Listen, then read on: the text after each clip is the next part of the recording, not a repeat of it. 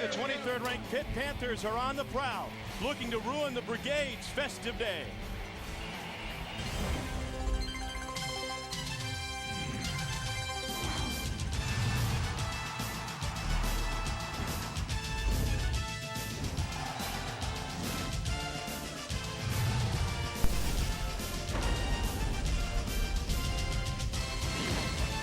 And welcome to Annapolis, Maryland, home of the United States Naval Academy, where today the Midshipmen welcome the 23rd ranked Pittsburgh Panthers to town. And welcome everybody, alongside my partner Trev Alberts. I am Tom Hart. Two teams that are playing great football right now. For Navy, coming off consecutive road wins, one at Wake Forest, another at Air Force. And they've done it, Trev, with production from the fullback spot. Hey, Eric Catani's been outstanding, and really when you look at this season, you can see the numbers right here. First 3 games, only 127 yards. It's the last 3 games when the senior got going, 6.3 yards per carry. And really it was a coaching staff who challenged Eric Catani and said, hey, look, the holes might not be there, but you need to carry this team. You need to hit the hole faster. He's certainly done that. He's averaged 6.2 yards a carry in one of the best individual matchups you'll see. Scott McKillop, one of the best middle linebackers in all of college football, trying to shut down a very good fullback in Eric Catani. You know, a similar story for this Pitt team. A stumble out of the gate to Bowling Green, but they haven't lost since. And a big reason is their sophomore sensation, Lesean Mccoy. He's been outstanding. Obviously, the last 2 games, over 140 yards rushing. Here's a young man who had 165 big yards and 3 touchdowns in the game last year against Navy. Of course, that was a loss, but a young man who can do it all. Hits the hole, has the speed to get to the outside. Buddy Green, the defensive coordinator at Navy, said the most important thing their defense has to do is not allow McCoy to get to the perimeter. Tommy, that's when he's the most dangerous, when he gets to that second level and gets to the perimeter. It's a gorgeous day here in Annapolis, a bit cool at 59 degrees and a northeast breeze at 14 miles an hour.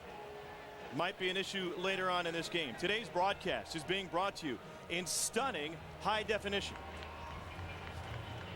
Navy won the toss. The Mids have deferred till the second half, and so Pittsburgh will get a chance to put its offense on the field to get us started today. It's a Panthers' first visit to Annapolis since 1987. And they come in having won 4 straight games since that stumble against Bowling Green opening week.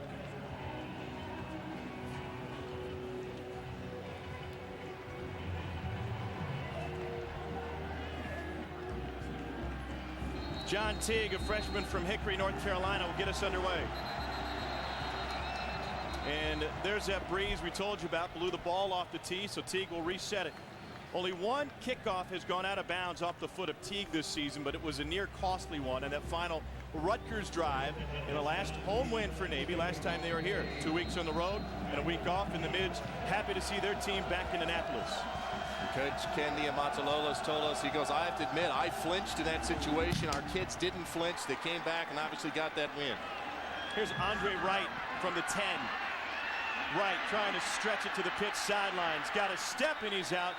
Finally at the 25-yard line, a 15-yard return. Starting quarterback for Pitt is Bill Stoll, a redshirt junior from Pittsburgh, second in the Big East in passing per game, 3 touchdowns and 3 picks on this season for the Seton LaSalle product. Trying to bounce back from an injury that caused him to miss all of last season. He really came on last week, Tommy, against South Florida. Clearly his best game of the season, 16 of 27, 228 yards against a very active and athletic South Florida defense. McCoy has it. First carry is a positive one, and he fights through tackles for a gain of 5 on first down for Pitt. Let's meet the starters on offense for the Panthers. And on that offensive line, C.J. Davis, the left guard, making his 36th straight start today. I told you about Lesean Mccoy, a great fullback, and Conridge Collins will pave the way for McCoy today.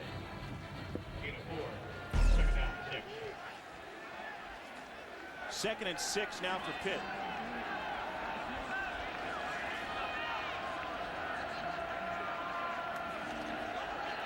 Stoll wants to throw over the middle and off the hands of his receiver. Looking that time for O'Derrick Turner. Defensively, here's what Navy looks like, and keep an eye on number 63, a freshman Jabari Tuwani up front. Ross Pospisil has been fantastic as of late. He's forced turnovers in the last 3 games for Navy. And then the defensive backfield will be Buffin, DeLiz, Middleton, and King. Sets up an important 3rd down here. This Navy defense has played so much better the last 3 games. Getting off the field on 3rd down will be a huge key all afternoon long for this Navy defense. Pitt has converted 43% of its 3rd downs on the season. Here's Stoll trying to find time. Finds his tight end, stood up right at the marker, and it'll be a close call to figure if he's got it. You got some great pressure up front for Navy. Big number 99 is Nate Frazier at nose guard. Look at the move inside. Actually absorbs 2 blockers. Doesn't quit. Gets some pressure on Stoll, who does a nice job of standing in there and completing the pass. Here's Stoll again. Feels the pressure. Buys himself a little extra time. Gets rid of the football. But it's a nice hit early for Nate Frazier on the Pitt quarterback. First down Pitt. It was the tight end John Pelusi who had the grab. Kinder was in motion. They fake it to him on the end around. It goes up the middle. And McCoy loses a guy on a would-be ankle tackle and takes it out for a gain of 10 on first down for Lesean Mccoy. And we talked again about Buddy Green, the defensive coordinator, in the opening, saying that Lesean McCoy, what he does so well is this right here. You're in between the tackles, and what he loves to do is bounce it and get it to the outside. Again, McCoy with a good job of getting it to that perimeter. The key for Navy's defense is finding a way to keep Lesean McCoy between the hashes. McCoy, the lone back. Extra receiver into the game. Here's Lesean McCoy with a cutback at the line. Another juke, and he's got another gain of 10. Time now for our progressive keys to the game and Albert's angle. Of course, a lot of keys to this game. You see Pittsburgh keep it shady. Of course, we've seen Lesean McCoy already. He's the real key to this offense. Establish it defensively. Navy's defense, you got to play 4 quarters. Again, this is a Pittsburgh team that's come back in the 4th quarter the last 3 games. 9.5 yards on that carry by McCoy. It leaves 2nd and 1. 3 carries already for Lesean McCoy for 24 yards.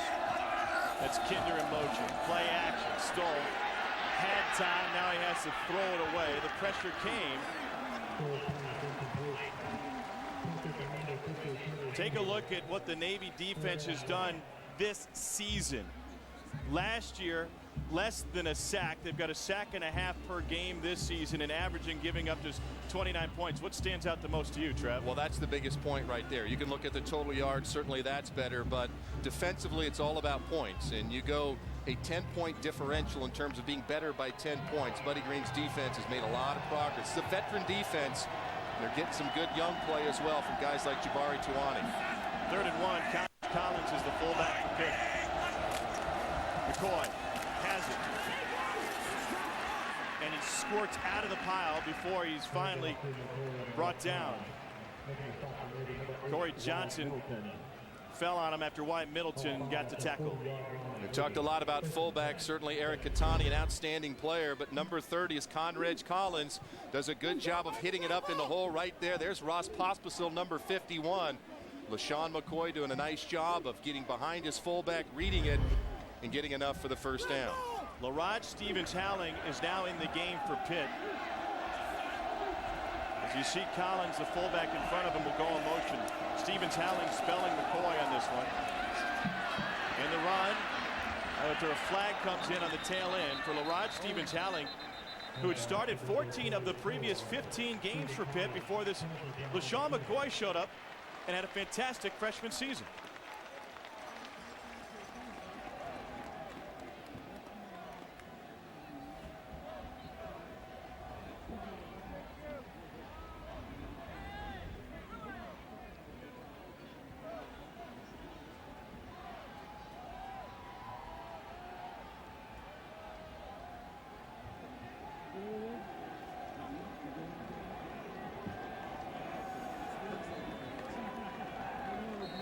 So they'll back Pitt up after the holding call on what was a positive play for LaRod Stevens-Howling, and Dave Wanstead has quieted some of the critics in Pittsburgh with this 4-game win streak. The win today would do wonders for him. Stoll to throw. Catch made. Fantastic hands by Kinder. And that will leave 2nd and 10. Well, that's just a veteran play that time by Derek Kinder, number 81. Of course, he's been around. I want to watch this route now. Playing against a zone defense. The key in the zone. Look at 81. Come back to the football. You find the open spot in space. Come back to the ball away from the defender. And Derek Kinder with a nice catch and a really nice throw from Bill Stoll. Kinder still trying to fight his way back from torn ACL, which cost him last season. Dave Weinstein says he's a great receiver, but he's still not all the way healthy. Stoll has it batted away at the line of scrimmage. It was Corey Johnson who came in from his outside linebacker spot.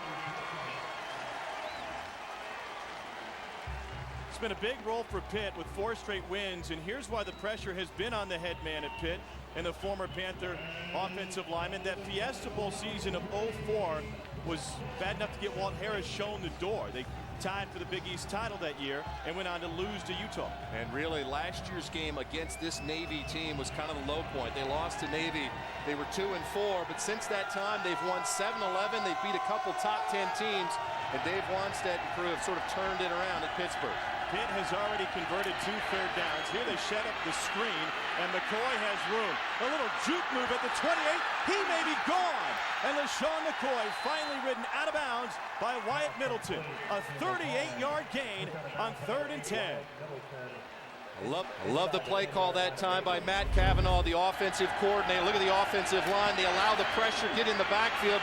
Little dump off to McCoy, and once again, he gets it to the outside as Navy does not keep him hemmed up. And a good job by Wyatt Middleton of finally bringing him down. And there's Bill Stoll realizing the importance of getting the football to his outstanding tailback in Lesean Mccoy. Pitt got the ball to start the game. Navy has scored on every opening possession of the game, so Pitt trying to match that efficiency, knowing it was of the utmost importance this afternoon. Still on his feet, and LaRod Stevens-Howling takes it in to put the Panthers on the board. The 3rd rushing touchdown of the season for LaRod Stevens-Howling. Well, you certainly feel good for Stevens-Howling, a young man who, as you mentioned, Tommy, kind of took a back seat to Lesean McCoy, but he never complained, and he's been an integral part of the special teams play, covering kicks, also covering punts, and just certainly a team player in LaRod Stevens-Howling. Connor Lee on to attempt the extra point for Pitt. He's never missed an extra point. School record 88 in a row for the 5th-year senior Connor Lee. Here it is as LaRod Stevens-Howling gets behind his fullback and big offensive guard into the end zone as Pittsburgh takes it. The opening series, they're up 7-0. Bill Stoll and company ecstatic on their opening drive. Goes 11 plays and 74 yards, and 23rd ranked Pittsburgh leads 7-0. College football on CBS College Sports is brought to you by Geico, where 15 minutes could save you 15% or more on car insurance.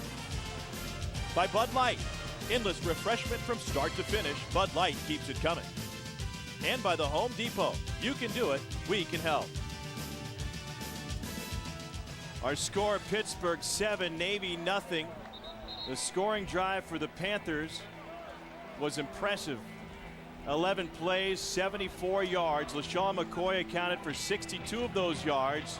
Just a second under a 5-minute drive, and it was LaRod Stevens-Howling who took it in from 6 yards out for the score. He's also made an impact on special teams this season. Guy that led Pitt in rushing in 2005 and 2006. The comparison, Trev, with Lesean Mccoy and LaRod Stevens-Howling is Mario and Luigi. There you go. Very nice. Absolutely. Both of them bring different elements to the game. And certainly, I think that LaRod Stevens-Howling, understanding the special nature that Lesean McCoy brings to the game, understanding what your role can be, and the two of them together make a pretty complete backfield for Pittsburgh. Greg Jones back to receive this one for Navy. And Jones picks it up at the 12, to the 30, to the sideline, and out to the 33-yard line. So Navy will be on offense for the first time this afternoon when we return to Annapolis. The Mids trail Pitt 7-0. Already fireworks here today. Pittsburgh on their opening possession drove down the field for a 7-0 lead. Jared Bryant, the senior from Hoover, Alabama, gets the start today, leading the team with 5 rushing touchdowns on the season. The difference is now the coaches, Trev, have said this is your team. Absolutely. I think the important part here early in this first quarter is that Jared Bryant has to develop some confidence. You know, Ken Niumatalolo, the head coach here at Navy, said, you know, we had to step back and sort of look at it a little bit. Are we sending mixed messages to Jared Bryant? You know, saying that you're our starting quarterback, but then maybe not. That, you know, Keipel certainly runs the option better. They've told him this is your game. You're not going to be pulled. This is your team. We're running a whole offense. Certainly confidence very important for Jared Bryant.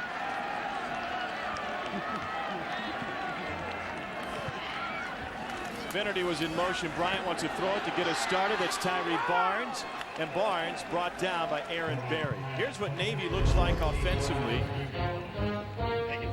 And the starters up front: Battapaglia, Gaskins, Moore, Bass, and Milkey at right tackle. I see a lot of Shun White today, who set a school record first game of the season against Towson. And keep an eye on Curtis Sharp, the biggest wide receiver maybe in the game, 6'4", 247.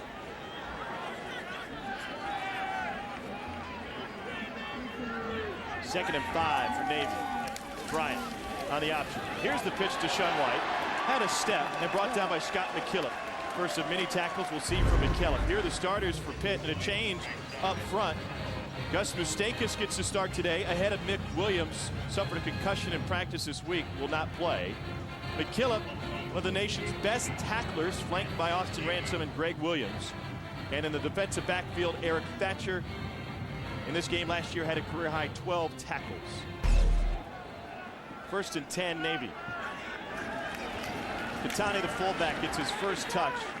And it's a gain of 2.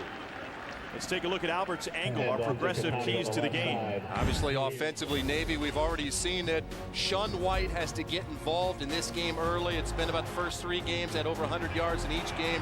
Only 110 the last 3 games. And then defensively for Pittsburgh, Scott McKillop. You have to allow the young man to roam. Averages about 12 tackles a game. A great individual matchup again between Scott McKillop and Eric Katani.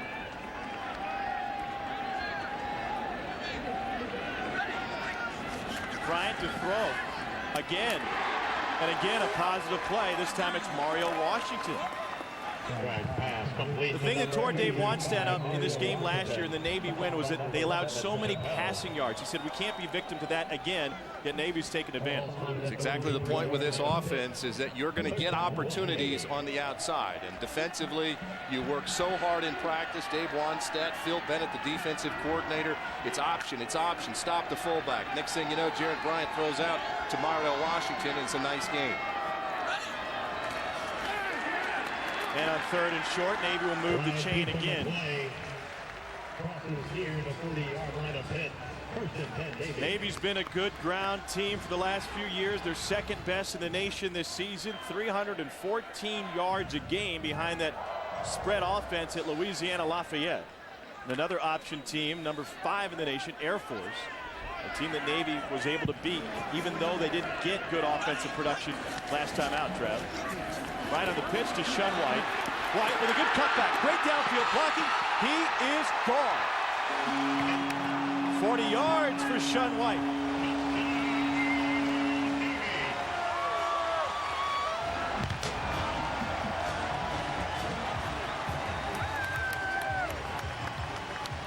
Well, there you have it, Tommy. We talked about one of the keys, Shun White, last 3 games not as effective out there at the slot position here early in the first quarter. Jared Bryant does a great job of getting the ball out on the perimeter to his playmaker, and Shun White takes it in for the touchdown. Matt Harmon puts it through. We're tied at 7. Here it is as Jared Bryant under center gets the pitch out to Shun White. Great block out there by Curtis Sharp. As you mentioned it, Tommy, the big blocker to the outside. A great block. Here's another look right here as Bryant gets it out to his playmaker, Shun White, who takes it into the end zone. And Navy answers the great drive by Pittsburgh as Jared Bryan is pumped up. We're all tied up here in Annapolis. Tied at 7 with 7:19 to go in the first quarter. Navy scores on the opening drive for the 7th time this season. 6 plays, 63 yards. Of those, Shun White had 46 of them. And now let's take a look at the Bud Light Stats 6-pack. Both teams on a roll. Pittsburgh has won 4 in a row. Navy has won 3 straight. And that stretch started with a home win against Rutgers before going on the road into Winston-Salem to beat a ranked Wake Forest team, and then taking down Air Force in Colorado Springs, where their special teams were the difference against Troy Calhoun's Falcons. Remember back to that first drive that Pittsburgh had here in the first quarter. It was all about Lesean Mccoy. They got McCoy involved obviously in the running game, but also in the passing game. He got to the perimeter. Navy's defense this time, once again, you have to, as a defender, try to do a better job of hemming McCoy in, try to keep him in between those hashes. John Teague puts it in the air. Here's Stevens Howling from the 8. Here goes Stevens Howling. Loses the kicker. And another fantastic return. Rod Stevens Howling takes it out to the 41-yard line. A 32-yard return. And that's where Bill Stoll will set up shop for the Panthers.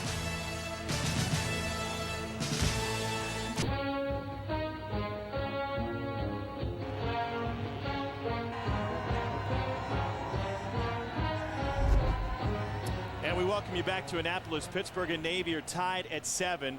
Last week in Colorado Springs, Navy was able to go on the road and get a win. That win only came about because they made plays on special teams.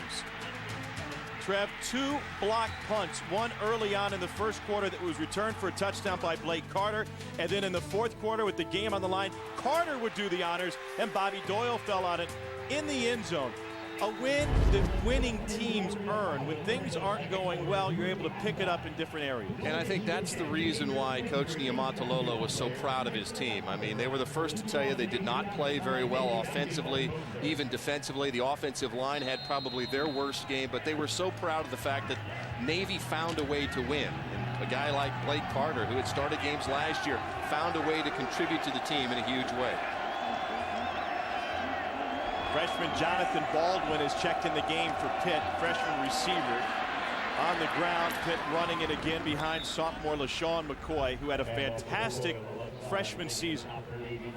He's just so difficult to defend because of his ability with his vision and his cutback. And that's what, talking to the Navy players, Navy coaching staff, you have a guy like Lesean Mccoy who you think you've got him bottled up, then he has the ability to bounce it to the outside. And look at the comparison, of course, Tony Dorsett, one of the great running backs of all time. Here's the freshman year between the two.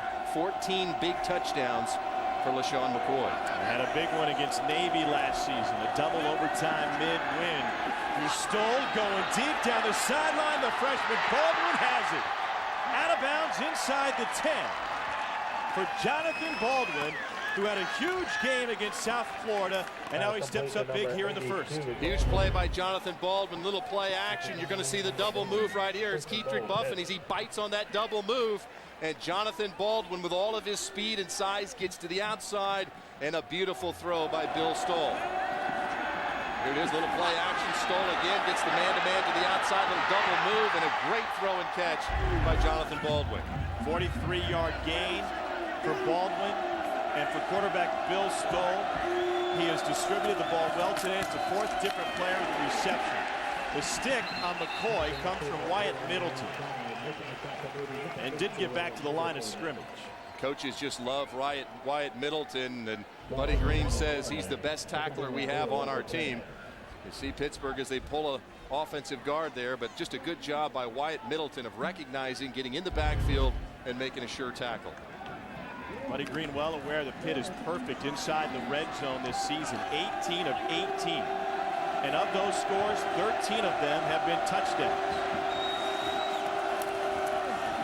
McCoy has room. Good looking bounce out. He's inside the 5 and still stretching And he gets down to the 3-yard line, brought down by Lesean Mccoy. Kind of caught Navy in a blitz that time, Tommy, as the linebackers are up around the line of scrimmage. And you see the linebacker there, Sovey, around the line of scrimmage. He gets pushed back in. Ramvella sort of misses the open field tackle. And there's McCoy as he again tries to get to the outside. Missed tackle at the line of scrimmage. And McCoy, not knowing if he should cut back in, tries to go back to the outside. And that's a nice tackle out there by Lesean King.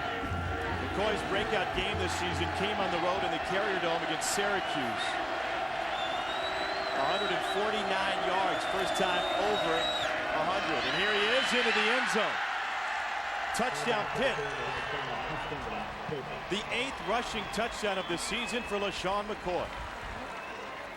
I've talked about fullbacks time and time again, and Conridge Collins does a nice job at the point of attack, makes a nice play, and Lesean McCoy shows his power as he fights through the tackle of Ross Pospisil. And Pittsburgh with a pretty nice answer themselves.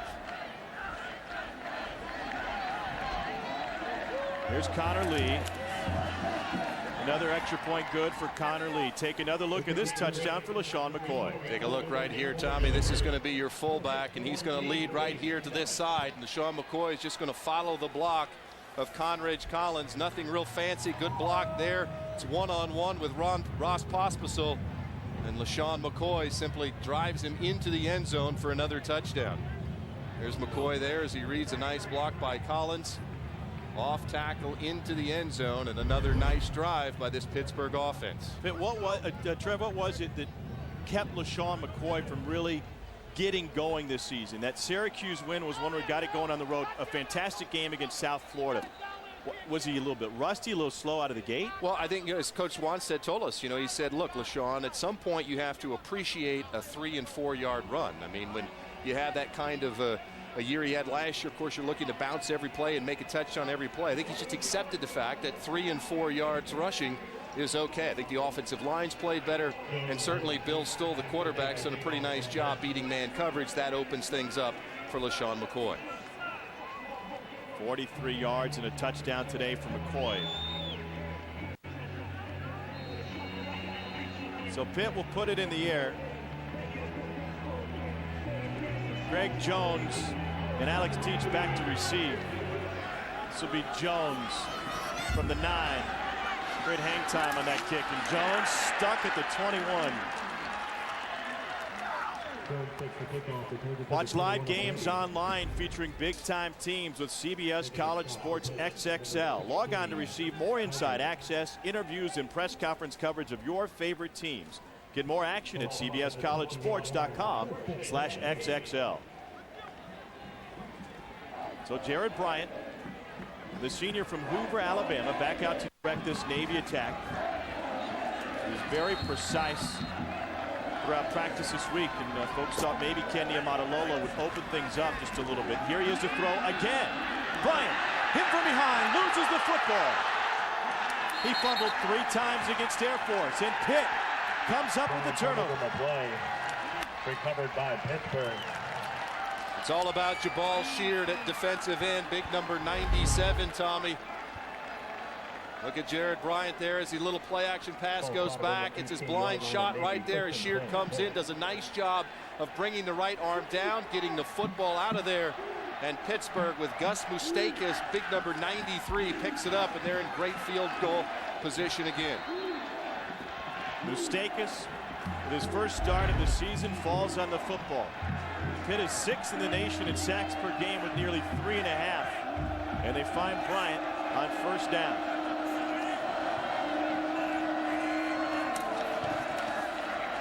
On the ground is Collins, the first carry for the fullback. His dad, Tony Collins, longtime NFL player. And Conridge was a fantastic high school running back. Ran for more than 4,300 yards at Monsignor Pace High School in Miami and 52 touchdowns.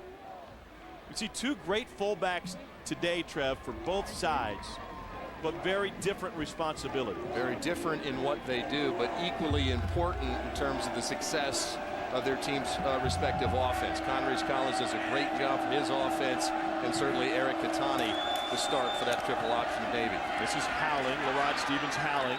On second down, takes it nearly to the marker. That will leave third and short, and Pitt is perfect on third downs today. 4 for 4. That last third down conversion was the touchdown run by Lesean Mccoy. One of the reasons, Tommy, why they're having such success on third down is because they're putting themselves in third and short, third and manageable situations. First and second down has been outstanding this afternoon so far for this Pitt offense. Larod Stevens-Howling in the backfield for the Panthers. Here he is on the pitch. Stevens-Howling trying to stretch. First down, touchdown. And from 9 yards out, and Pitt remains perfect in the red zone this season.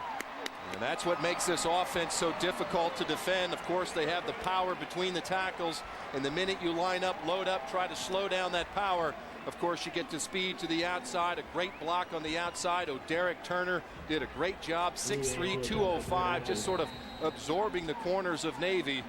And Pittsburgh once again taking advantage of that turnover by Navy.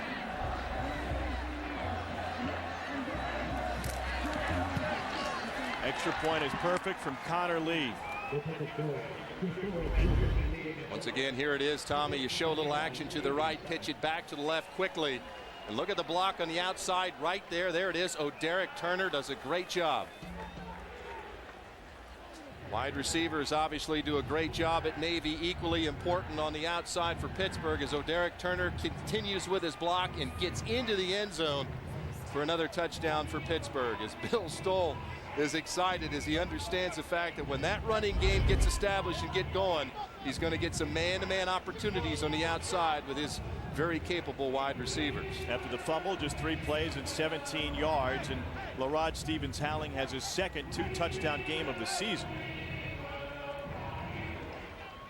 Time now for the icy hot injury report, and we take a look at that Pitt sideline and senior Adam Gunn, who in the first game of the season was lost for the year when he collided with his partner at linebacker Scott McKillop in a very scary situation.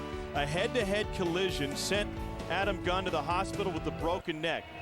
Two guys who had played football together since they were 9 years old. And then Gunn ended up with neck surgery. We had a great chat with him yesterday on the field. We'll tell you about that in a moment. Jones out to the 22-yard line. He will apply for a medical redshirt season for the NCAA. He's hopeful to come back and hopeful to continue his playing career. But if that doesn't work out, you see with the headset on, he's turned into a coach in a jersey for Pitt. He really has. He's obviously going to make all the defensive signals for his defense, and really feels like he's another weapon defensively for Scott McKillop. Of course, the two of them are close friends, and gives another perspective standing there on the sideline when McKillop comes off the field, can sort of help him understand a little bit what the opposing offense is trying to do. He actually helped Scott McKillop get over his worries about the injury. Scott felt responsible for the play and for the injury. Adam said, listen, I had to tell him. Neither one of us could have controlled what happened that day. Here's Bryant, keeps it, and that'll set up second and short. Scott McKillop has another tackle. McKillop is a fantastic story himself, a fifth-year senior from Export, Pennsylvania, and just came out of nowhere to have a fantastic year, an unexpected season defensively. Well, he really did. Coach Wanstead told us they never expected him to have the year he had, and he told us, look, we had HB Blades here. I just didn't want to embarrass myself. I was just trying to play okay so that I didn't embarrass myself. Here's Sean White, tries to cut it back, gets a gain of a couple. McKillop last season led the nation in tackles per game. Take a look at our Pitt spotlight, Scott McKillop. He's obsessed with Spider-Man and spiders. But he doesn't have many fears on the field. His only fear on the field is that he'll do something wrong, embarrass himself, embarrass the program and his coaches, and that's what drives him each and every day. Well, the young man has outstanding instincts. There's just a couple things you just can't help linebackers with. You can help them with their reads, but at some point it's an internal instincts thing, and certainly Scott McKillop has that. They go to the dive that time, and it's quickly snuffed out by Gus Moustakis. He found Eric Katani for no gain. And that'll bring up fourth down for Navy, and they'll have to punt it away. Gus Moustakis doing an outstanding job up front, again filling in for an injured Mick Williams. Just at the line of scrimmage, beats the block at the line of scrimmage, gets in the backfield, A really nice play by Gus Moustakis. Aaron Berry back to receive this one. Kyle Delahoop, they almost got to it. Berry driven back to the 22. Found a seam right at the outset. Tripped over the 30-yard line. Couple of flags in on the play. A minute to go in the first quarter. Pitt has opened a 21-7 lead. And the Panthers will be on offense. Here's the call. During the return, look a block in the back. Number 31 return team. 10-yard penalty. First down. Big East crew, that's John McDade. Time now for our Aflac trivia question. Aflac. Indeed, only 2 players have won a national championship, the Heisman Trophy, the Super Bowl, and have been elected to the Pro and College Football Halls of Fame. Who are those 2 players? Trev, you have this look on your face like you've known Crickets? this answer for some time. I have. Obviously, 2 very, very good football players. There's one even a Nebraska grad can come up with, Tom. We'll see. We'll see.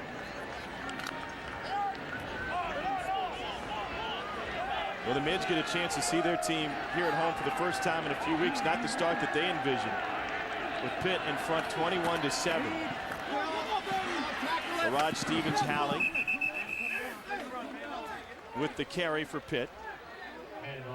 It's the one thing that these Pitt running backs, Tom, again, I hate to harp on it, but they're doing such a great job of starting it between the tackles and then bouncing it to the outside and having more speed. That time, Jeff DeLiz just didn't have the ability to get back to the outside to force the Rod Stevens howlings back inside. And again, first down, you get 7.5, almost 8 yards.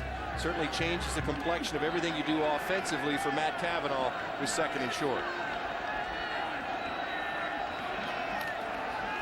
They want to throw, catch made, and a first down grab. Wasn't much, but they didn't need much. It was Cedric McGee.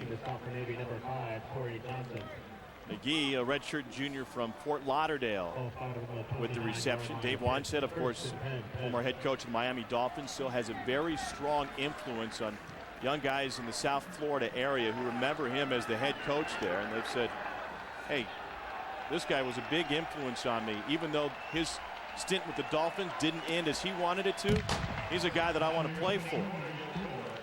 And Dave Wannstedt's Pitt Panthers are out front. That's the end of the first quarter with the score 21-7 Pitt over Navy. You're watching NCAA football on CBS College Sports, the pulse of college sports.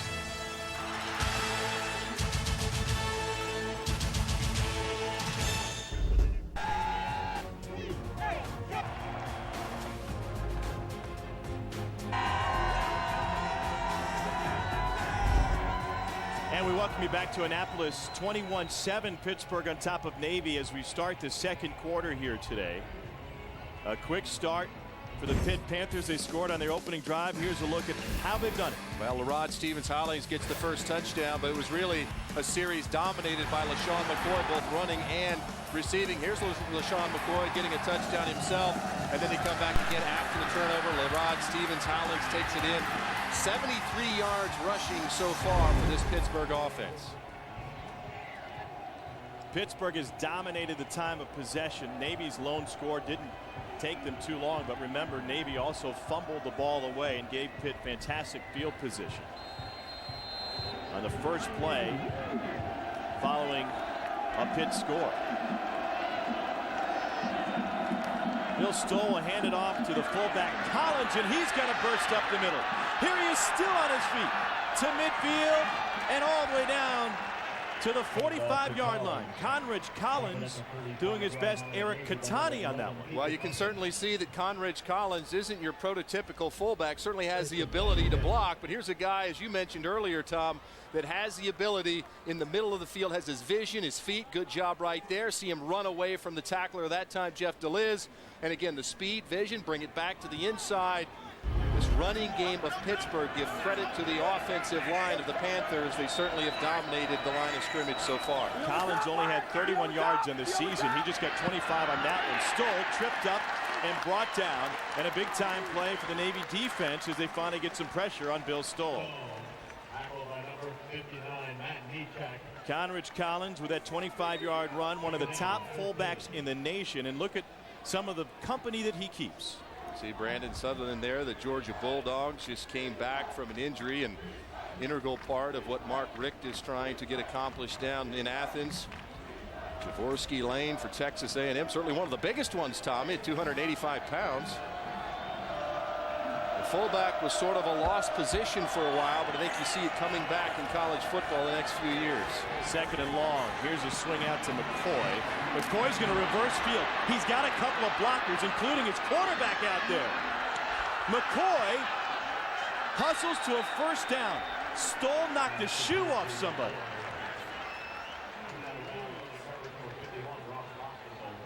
Well, Lesean Mccoy, certainly an interesting young man to watch. As you see him here, it's a little simple pass out, looks up. Navy does a great job of getting out there, reverses his field, comes around, and look at number 11 with a huge block right there on Keetrick Buffin.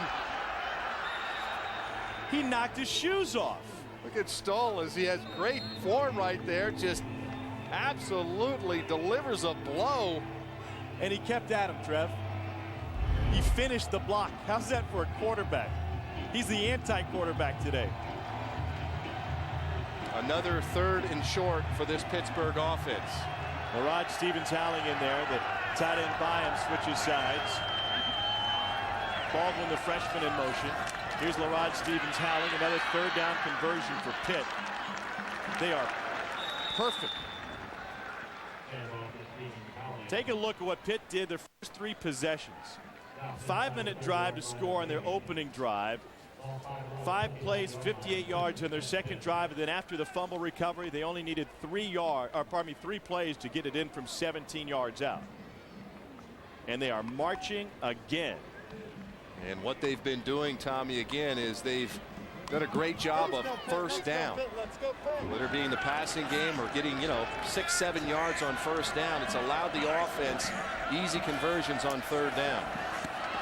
Pass complete from Stoll to T.J. Porter, and Porter's inside the 20, down to the 18-yard line. And a reminder, which is a mind-boggling stat, Pitt is perfect in the red zone this season, and they're 3 for 3 inside the red zone today. Buddy Green just hasn't had an answer yet. Of course, the defensive coordinator at Navy. This is a defense that has played so much better the last 3 weeks. They've cut down on total yards, certainly in scoring defense, but so far this afternoon, this Navy defense, no answer for the multiple offense of Pittsburgh. Some of these Pitt players feel like they let down the city with their loss at home in double overtime to Navy last year. They've got payback on their minds, and they've got a fullback, Collins, in the backfield who's very physical, but he's tripped up by Keetrick Buffin. Went over the top of Buffin for a couple of yards. Well, Keetrick Buffin, good for him. The young man, after getting knocked down by the quarterback, shows you some toughness there. Only 5'7", 168 pounds, recognizes the run, comes up and fills and makes a nice tackle in the open space. And he tied his shoes. A little tighter maybe, huh? Yeah. Go ahead and double knot him. 2nd and 8 now. Lesean McCoy's in the backfield. They've done a fantastic job splitting the carries between McCoy and Stevens-Howling here in the first half. McCoy stays churning, and he fights for a few extra yards after Ross Pospisil hit him. And Corey Johnson will get the tackle. Able to stop number 8, Wyatt Middleton. Third down, 5. Collins helped to his feet and off the field. The head athletic trainer for Pitt is Rob Block. He's been an integral part of the Pitt attack today, as he has all season. 3 carries, 31 yards today for Collins to match his previous season total. Bill Stoll surveys the defense. He's got Lesean Mccoy behind him. Henry Hanoski now at fullback. Play action to McCoy. Has time. Tried to force it. It's picked off.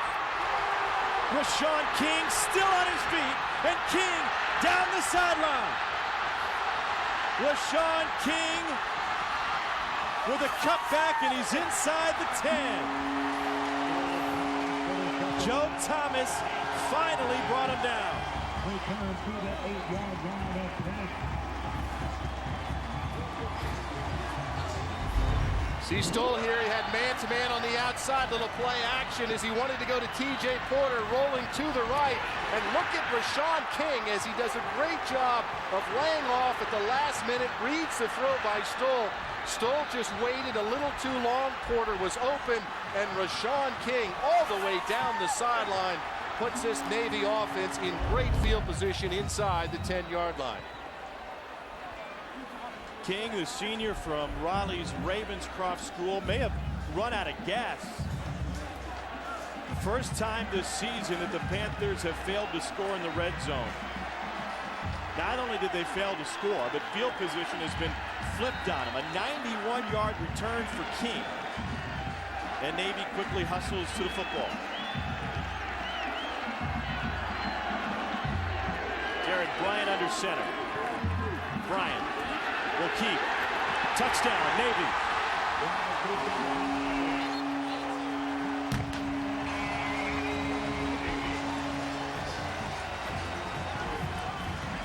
Well, Tommy, I guess that's how you get right back in the game, huh? This Navy team has been resilient all season long, just fighting and scratching, trying to find a way to make plays to keep their team in the game. This time it's a long interception return by Lesean King, and that time a great read once again by Jared Bryant as they take it into the end zone, and a chance now to be down only 7 points. Bryant's 6th rushing touchdown of the season. The extra point is good for Matt Harmon. Lesean King with the pick for Navy. Jared Bryant able to capitalize. He powers his way in to bring Navy within a score of tying this one up. It's 21-14. Pitt in front.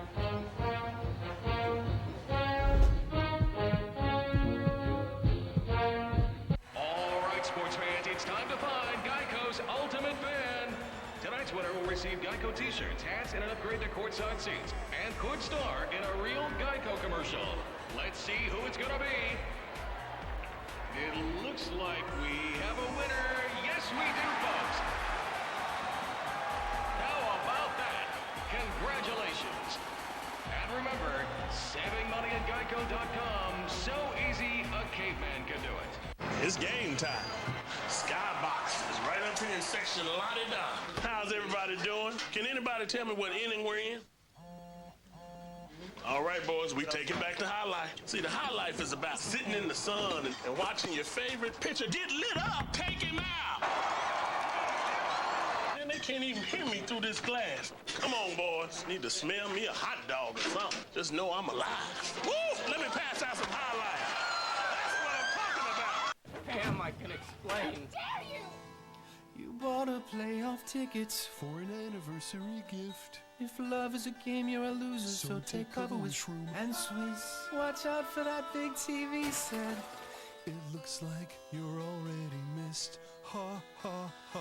Mushrooms wrapped in melted cheese and a gentle Angus kiss. The sweetest thing from Burger King. New steakhouse, Shroom and Swiss.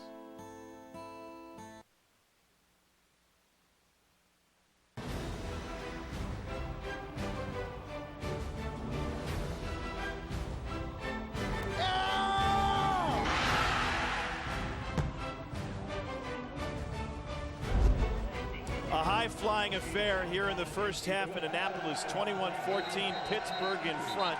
Navy's defense doing the job, setting up the score. A 91-yard interception return by Lesean King. That's the 11th turnover for Navy in the last 3.5 games. And the latest sets up an 8-yard touchdown run from Jared Bryant.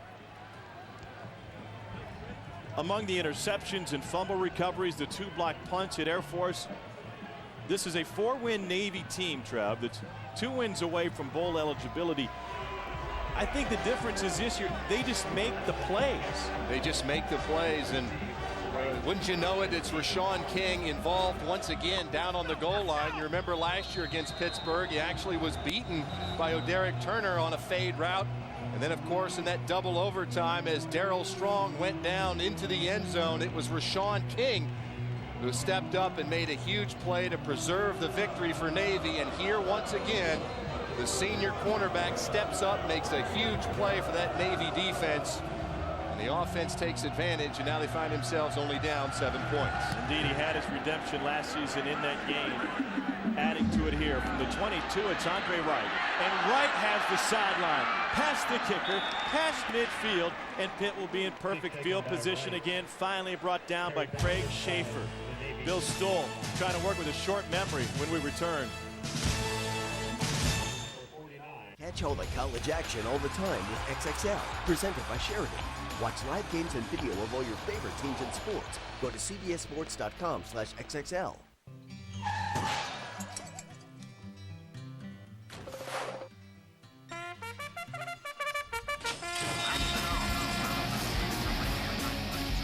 Bring home the action on Channel 602. Watch TVG for exclusive coverage leading up to the Breeders' Cup World Championships October 24th and 25th.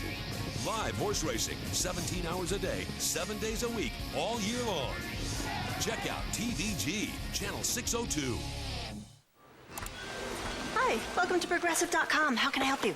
Well, I haven't shopped for car insurance in a while. And you're worried that you've been paying too much, right? Yeah. So how can I know I'm getting a good deal? We can compare your Progressive Direct rate with other top companies. Wow. Seriously? Yeah. Look at the deal we just got him. That's a new pair of shoes. Yeah, or a big tricked out name tag. Making sure you get a great deal. Now that's Progressive. Call or click today. Moving day is here, the most dreaded of days. Packing, unpacking, your mind in a haze. DirecTV knows how stressful moving can be, so we make keeping your entertainment both easy and free. For uninterrupted service of the shows you like best, just leave the dish behind and we'll handle the rest. Simply dial 877-616-MOVE and we'll throw in 3 months of HBO Stars and Showtime for free. No tour of the Naval Academy is complete without a visit to Memorial Hall here in the yard. And time now for the answer to our Aflac trivia question. Only 2 players have won a national championship, the Heisman, the Super Bowl, and have been elected to the Pro and Collegiate Football Halls of Fame. Who are they? And Trev, you knew this right off the bat, of course. Absolutely. Pitt legend Tony Dorsett and Marcus Allen. They think they have a good running back here now with Lesean Mccoy. How great was this Pitt legend, Tony Dorsett? Unbelievable, of course, as we talked to Dave Wanstead, and we said, well, how do you compare Lesean Mccoy? Does it sort of compare with Tony Dorsett? So no, I don't want to compare him at all to Tony Dorsett. Certainly different league than Lesean Mccoy. The footage you just saw was from 1976, October 23rd against Navy. That's when Dorsett became the all-time leading rusher in NCAA history. And it was such an event that the Navy cannon went off for an opposing player, and the midshipmen saluted Dorsett's record-breaking effort. That speaks a lot to, obviously, the impact Dorsett had, but also the class shown by the Navy fans and the midshipmen. Here's LaRod Stevens-Howland, play fake to him, and they try to swing it out, and incomplete. Take a look at the careers of Tony Dorsett and Marcus Allen, the 2 men we told you about. Dorsett won the 1976 Heisman, an undefeated season for Pitt, and Allen won it in 1981. 63 touchdowns in his career at Pittsburgh. Just a dominating performance. If you ask Pittsburgh fans, they kind of think that really Tony Dorsett should stand alone amongst the 2. And I think the guy who used to block for him, Dave Wanstead, feels that same way. Of course, he would love for Lesean Mccoy to get some of that status before his time in Pittsburgh is complete. That pass was batted away at the line of scrimmage. And now let's take a look at the Bud Light Stats 6-pack. For quarterback Bill Stoll, his 3rd straight incompletion. But Pittsburgh over the century mark on the ground. No surprise there that Navy would only have 12 passing yards, but Jared Bryant has already attempted a pair of passes today. I think the story, Tommy, is, of course, the rushing yards. At this point in the game, Pittsburgh is out-rushing the Naval Academy. 3rd and 10. They're 6 of 7 on 3rd down today. Stoll over the middle. 1st down. And down to the 25-yard line goes T.J. Porter. A 24-yard gain for Pitt. Well, you got to like the job that this offensive line has done at Pittsburgh all day. You're going to see Bill Stoll here as he goes back. Just look at him here. There's just nobody here as Stoll can just sort of survey the entire defense and wait. And there comes T.J. Porter, does a nice job of finding the hole inside that zone defense. A 3rd and long that Pittsburgh converts that time. Stoll swings it out quickly to Cedric McGee, and McGee takes it down to the 17-yard line. Corey Johnson, the former point guard of the Navy basketball team, with the stop for the Mids. Really, Matt Cavanaugh has just everything he's dialed up has certainly worked for this offense. Navy trying to find a way to slow down this Pittsburgh offense, but I think that Matt Cavanaugh has done a pretty good job mixing in both the interior running game and also throwing out to the perimeter, forcing this Navy defense to defend the entire field. That's a 6th different receiver Bill Stoll has used here in the first half. McCoy powers his way for a first down and takes it down to the 14-yard line. See, once again, Tommy, that's the difference. On the previous play, a first down play, you get such a nice gain on first down that it sets you up 2nd and short. It's so much easier to convert and get those first downs, of course, when it's a short yardage situation, especially when you have a running back like Lesean Mccoy. Certainly helps when you have a guy nicknamed Shady in the backfield. His mother, when he was a kid, said he was too inconsistent. Happy then sad, happy then sad. I called him Shady at the time. Lesean pointed out to us, not that I'm a bad guy. There's nothing shady about me now. It's just a nickname. Here's Shady. Cuts back again, and a juke and a spin move. Gets another block from Stoll, and Shady forced out of bounds at the 11-yard line by Keetrick Buffer. Nothing shady about that run there, Tommy, is Lesean McCoy. Once again, I mean, you're a defensive guy. I don't know what you do here. I mean, you do everything right. You're in position, nothing there. Just the vision, the spin move right there. Gets out of the tackle of Jeff DeLiz. And Lesean McCoy, again, showing his speed, his ability to cut, put the foot in the ground, turn around. What did Ross Pospisil tell us? Gosh, it reminds me of Reggie Bush. I mean, saying that Lesean McCoy has accomplished what Reggie Bush has, but the young man certainly has the ability to get to the outside. Funny that you mentioned vision. He's nearsighted and wears contacts, and he's near the end zone, and he's in the end zone. Another score for Pitt. 2nd today for McCoy, who had a devastating ankle injury his senior year of high school. Went away to Milford Academy, dropped off the radar of teams like USC, Florida, and Penn State. Pitt stuck with him the whole time, and boy, has it paid off. Remember, a young man had 165 yards rushing last year in this game and 3 touchdowns. Pretty good job again. John Malecki, the right guard. They're just pulling the guard around, leading with the fullback, and McCoy doing a nice job as he has 116 total yards of offense today and 2 touchdowns. Lesean McCoy with extra effort finds the checkerboard here in Annapolis. 5 touchdowns in 2 games for Lesean McCoy against Navy. And we're only halfway through this one today in Annapolis. The scoreboard's been lit up, and Bill Stoll happy about that. The Panthers have put 28 on the board. Oh, game day. Yeah, like your breakfast. Birdwood, your new car's rolling. It's not stolen. I just bought it. It's gonna hit that truck. There's no need to swear.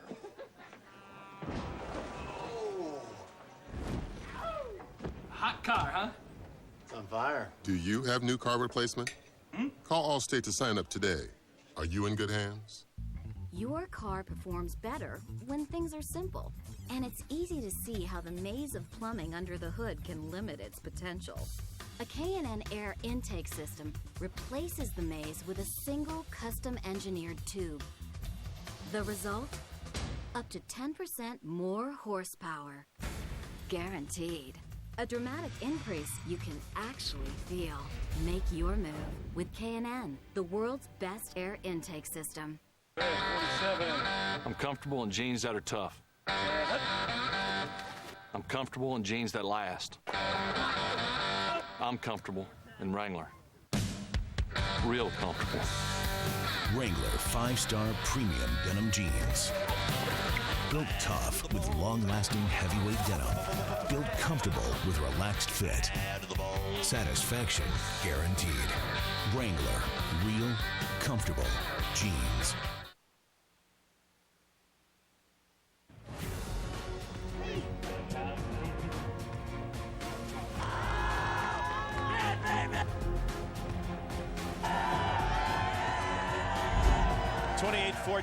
Pitt in front of Navy, the latest scoring drive for the Panthers. 7 plays, 49 yards, a second touchdown of the day for Lesean Mccoy. We'll be back in Annapolis a week from today as running back Sean White and the Mids play host to June Jones in his spread offense of SMU. Then at 8, we'll head to Memphis for Conference USA action as Southern Miss takes on Tommy West's Tigers right here on CBS College Sports, the pulse of college sports. Ken Niumatalolo has seen his team rattle off a 3-game win streak, 2 of those on the road. They just haven't had an answer for the Pitt offense so far here today. And it's a Pitt offense, Tommy, that's averaged 6.5 yards on first down. It certainly changes everything defensively when every time it second down, they only had 3.5 yards to go to get another first down. It's a big number. Pittsburgh has 277 yards of total offense. Navy only 75. Greg Jones in the end zone will take a knee. So with 8:04 remaining in the first half, Jared Bryant will come out for Navy. A busy day in college football. Take a look at some of the guys who have made an impact. A.J. Green, the freshman wide receiver at Georgia, 132 yards and a touchdown. As Georgia avenges that loss between the hedges to Vandy 2 years ago. A young man certainly has made the difference for Matthew Stafford. Matthew Stafford had a career day last week against Tennessee, but it's that vertical challenge now that A.J. Green brings that changes that Bulldog offense. Bryant gets stood up and hey, that's dangerous for Vandy now. You've lost 2 in a row. You're in danger of just spiraling because it's not an easy schedule. Well, you have to understand, I mean, it was a team that got into the top 25, hadn't played a very difficult schedule. They were atop the East and the Southeastern Conference, and now getting into the meat of that schedule. Bobby Johnson's a fantastic coach, but I don't think anybody expected Vanderbilt to compete for the SEC East. Jared Bryant knows plenty about the SEC. He was a big-time Auburn fan growing up. The Navy quarterback wore number 34 jersey. His favorite player, Bo Jackson. Pretty good athlete to emulate. Bryant on the pitch. Flag at the end of the play after the carry by Shinego.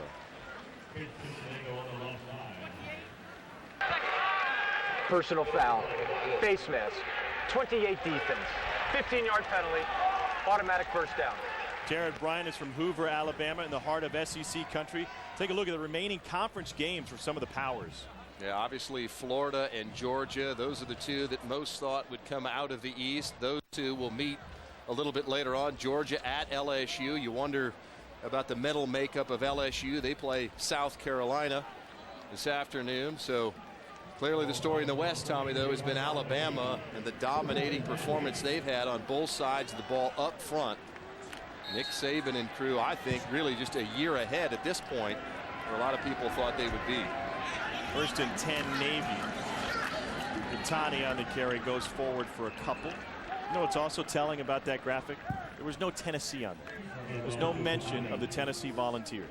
Tennessee is just scuffling right now offensively. Dave Clawson, their new offensive coordinator, obviously trying to change some things up, not unlike Auburn and Tony Franklin, and it just hasn't worked so far, Tommy. It's gotten so ugly in Knoxville that Johnny Majors, who has a national title with Pitt, a longtime Tennessee coach, has come out and had a few words about Phil Fulmer and the job that he hasn't done in Knoxville, saying that was the worst mistake he's ever made, was hiring Phil Fulmer as an assistant coach. So that leads me to ask you, where has the program gone in Knoxville and these other stops? Well, I think that's one of the major storylines in college football right now. You look at these storied programs, of course, Notre Dame, yeah, they're 4-2 right now, but they haven't had a road win all season. Certainly they're trying to get better. Michigan, I think they've been really a disappointment. I think a lot of people assume they wouldn't be as good, but 2-4 right now. Tennessee is a disaster offensively. Miami's taking longer than people thought, and even my Nebraska Cornhuskers, They're winning national championships. Won 3 in 5 years. There's Shun White. You said we won national championships. You never won one while you were there. Like, Tommy, I like to think that we sort of set the tone for the following year. I was standing on the sideline. Does that count? That counts. It's close enough. It's closer than I was. I'll give you that. Navy has to punt it away, facing a 4th and 5. They'll give the ball back to Pitt with 5 minutes plus left before halftime. Aaron Berry set to return this one from Delahoop. Berry rushing forward, nicked by his own man, and takes it out to the 24-yard line. So Pitt will be back on offense as they look to add to a 28-14 lead. They've done it behind Lesean Mccoy and LaRod Stevens-Halley. And the Panthers will be back on the attack when we come back to Annapolis. After 40, my skin looked tired. Introducing Gold Bond Ultimate Restoring Lotion. Moisturizers, vitamins, and restoring CoQ10 help skin renew itself. Can your lotion do that? Gold Bond Ultimate Restoring. This stuff really works. How does Emergency boost your health and your energy? With a powerful formula built on 1,000 milligrams of vitamin C to give your immune system a fighting chance. Emergency. Feel the good.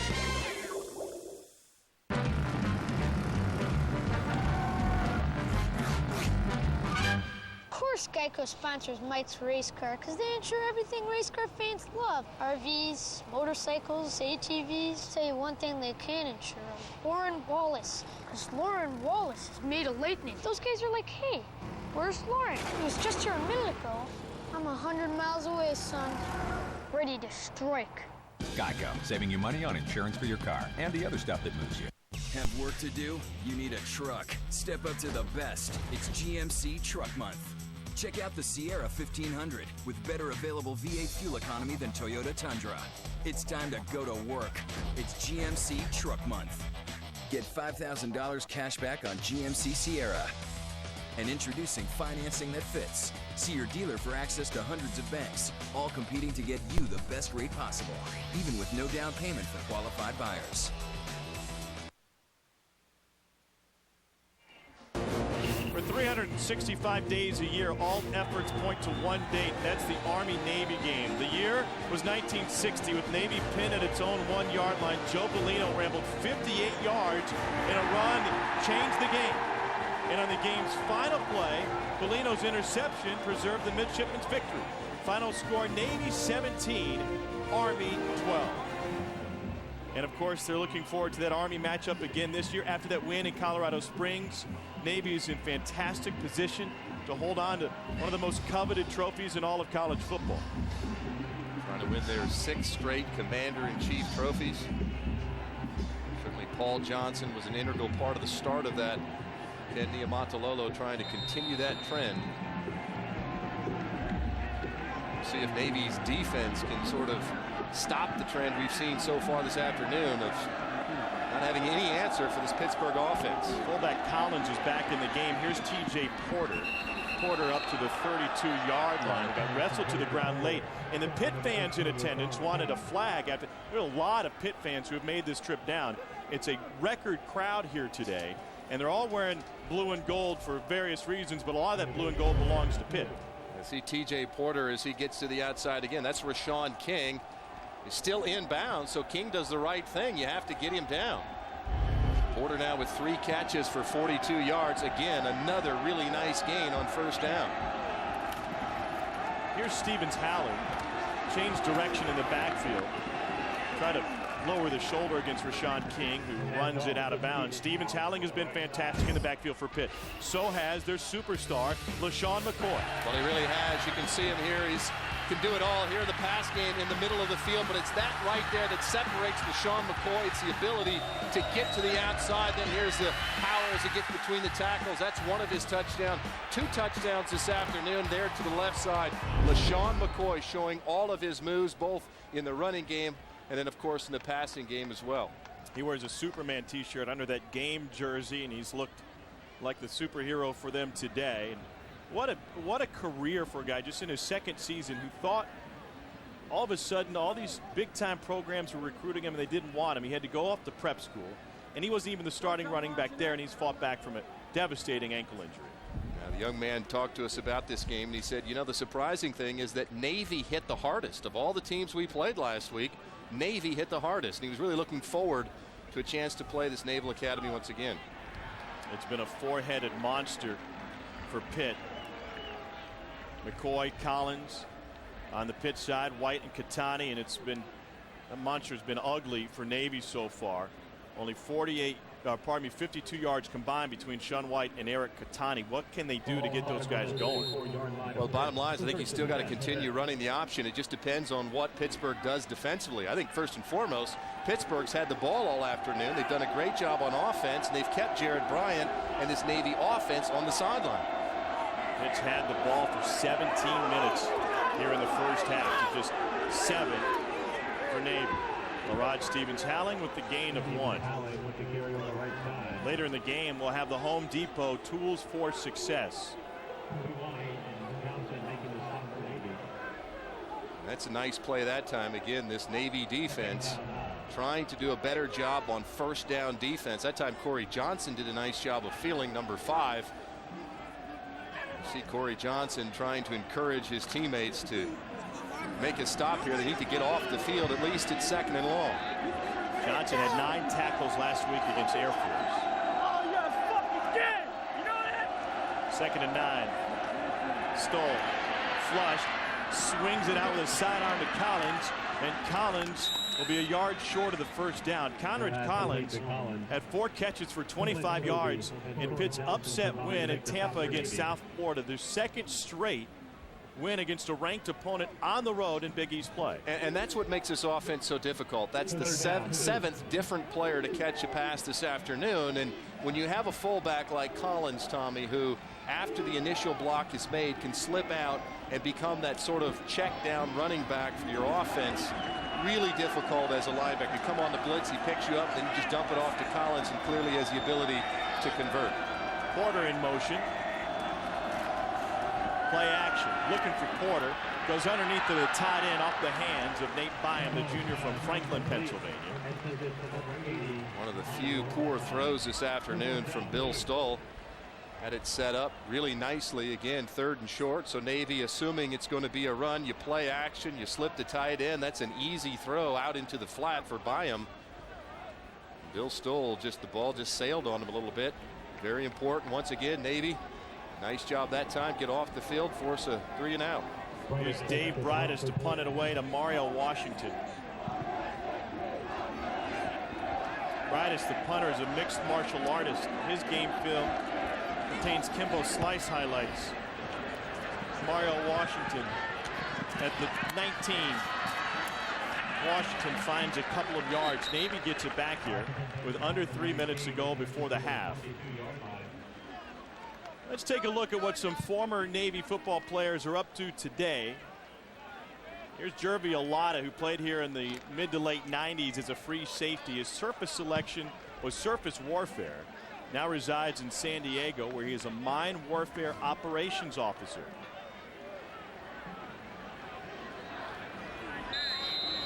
And surely guys in the blue and gold here today beyond the bigger and better, and some of those will not include a future in pro football. Out to the 25-yard line. Stay tuned for the CBS College Sports Desk at the half. Dara McIntosh will be with Brian Jones and David Pollock. They'll have top 25 scores and highlights, as well as an action in the Big East today, where Rutgers found their first win against an FBS opponent this season. Yeah, Rutgers just, again, not playing well. A lot of high expectations for Greg Schiano and his crew. Of course, Mike Teal was a veteran quarterback coming back, but just haven't pulled the thing together from a chemistry perspective. Defensively, they have not been as good. Bryant keeps it. Midline option. Gets stood up. After a couple of yards, a flag comes in on the tail end. Holding. Number 60. Offense. 10-yard penalty. First down. Take a look at the updated Big East standings. Pittsburgh 2-0 in conference play, sharing the top spot with West Virginia. And certainly some tough games ahead for Pitt, but that that win against South Florida could be huge down the road. Especially considering, Tommy, that it was on the road. You think about the confidence that you gained by going down on the road, sort of putting it all together. The tiebreakers are taken care of there, but be careful for West Virginia. If Pat White gets healthy again, you just never know. He's such a terrific and dynamic quarterback. It's interesting that Pitt has been such a good road team in big games. Of course, closing the season last year, upsetting a West Virginia team that was ranked #1 in the coaches poll and had designs on a national championship game. Tyree Barnes made a man miss, got a few extra yards. Under 2 minutes to go here in the first half. Second grab of the day for Tyree Barnes. Giovanni Chappelle out there, number 7 at corner, does a nice job of filling out there. Pittsburgh feeling comfortable, of course. Navy really isn't a passing offense, so there's Chappelle as he'll be out on an island, essentially man-to-man most of the afternoon. So Bill Bennett, the defensive coordinator, throw the short pass. You need to come up and make a sure tackle, and that time Chappelle does just that. Pitt has been near perfect on third down today. Navy just 1 of 3, and the line judge will come in and signal play dead. A timeout asked First charge timeout of the half. Navy. By Ken Niumatalolo in this Navy team. 3rd and 11. A shootout here early going from Annapolis, and tonight another shootout scheduled. 8 o'clock Eastern as UTEP heads in to take on Tulsa, and that spread offense, what's guaranteed to be a high-scoring affair tonight in Tulsa. Here are the leaders of that Tulsa offense. David Johnson, their fantastic quarterback, as a first-year starter, has already thrown 26 touchdowns, and they lead the nation with 53 points a game. Well, he's one of the stories because, of course, Paul Smith was a 4-year starter at Tulsa. He was the veteran quarterback. A lot of people thought David Johnson, he now is the starting quarterback. Certainly Gus Malzahn's offense won't be as productive, but I tell you, Tulsa's offense, not only is it productive, it's fun to watch. You know, there's some big-time programs that are going to have job openings, and Todd Graham is a guy that loves to move to a different, better situation. I wonder if he might get a chance. Here's Bryant to throw. Down the sideline, had man-to-man coverage. What a grab! A flag on the play. Aaron Berry was the defender, and he says that's offensive pass interference. Tyree Barnes has been to the outside. He had 3 big catches for 58 yards against his Pittsburgh team last year. Here he is, works back to the outside. You're going to see the pass from Bryant is underthrown. A bit of a duck, comes back to the ball. I didn't see a whole lot of contact there. That looked like a pretty good move back to the ball for Barnes. You certainly have the right as a wide receiver to come back for the football. We have 2 fouls by the offense on the play. Number 23, illegal block below the waist on the offense. That penalty is declined. Pass interference, number 89 on the offense. The penalty is accepted. After distance to the goal line, 3rd down. It erases a 34-yard play. And it was a nice play by Tyree Barnes. Again, the ball is in the air, tries to come back to the ball. You see the left hand there, sort of on the stomach of Aaron Berry, as I guess you could say, sort of pushed off to come back inside to make the play.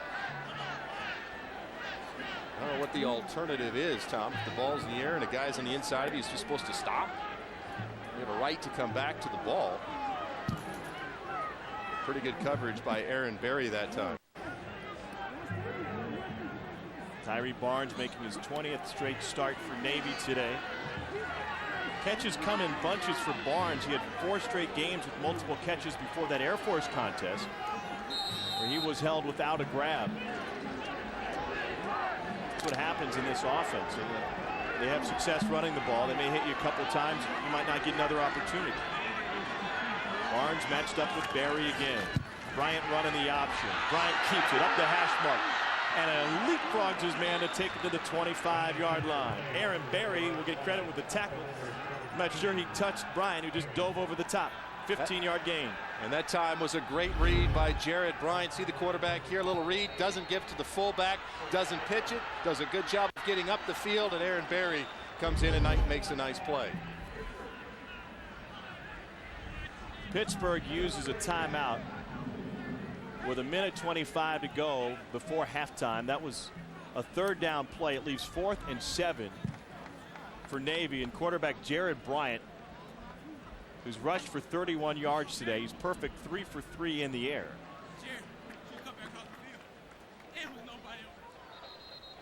Doing this for head coach Ken Niumatalolo, who with 2 more wins will become the first Navy coach to take his team to a bowl game in his first season. And it was shocking for me to read some of the press clippings that said that some folks here in the area were scratching their head and saying maybe he wasn't the guy for the job. Well, and then of course the way the start happened, you're sitting there at 1-2, and some of the folks saying, hey, wait a minute, maybe he isn't good enough to be the head coach. Of course, the 3 straight wins have erased those doubts. Longtime coordinator under Paul Johnson. Navy will punt it away.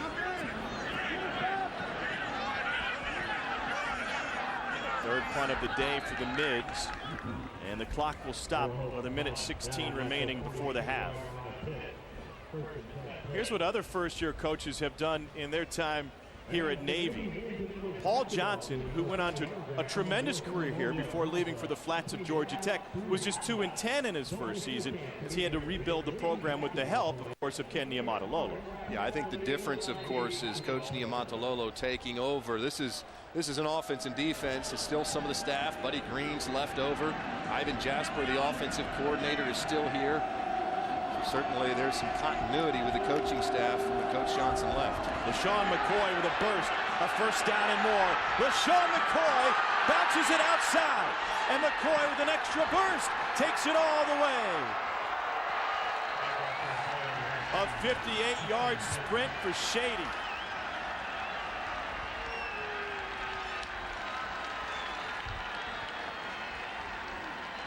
Navy didn't want to punt it away. They knew that was possible. Well, how about this first half, Tommy? 14 carries, 128 yards, and 3 touchdowns for Lesean Mccoy. Once again, good blocking at the point of attack by the offensive line, but once he gets to that second level, it's all about Lesean Mccoy. Connor Lee is in the Katz Graduate School of Business at Pittsburgh. He's the kicker. He's been perfect on extra points since he showed up, and he remains perfect. Pittsburgh's going to come, Tommy, with a little bit of motion that time. They're going to bring the wide receiver in motion, show a little bit of reverse, give the handoff to the inside to McCoy. And again, once he gets to the second level, his vision and speed all the way down into the end zone as Middleton can't bring him down. And that's 174 yards of total offense on the afternoon for Lesean Mccoy.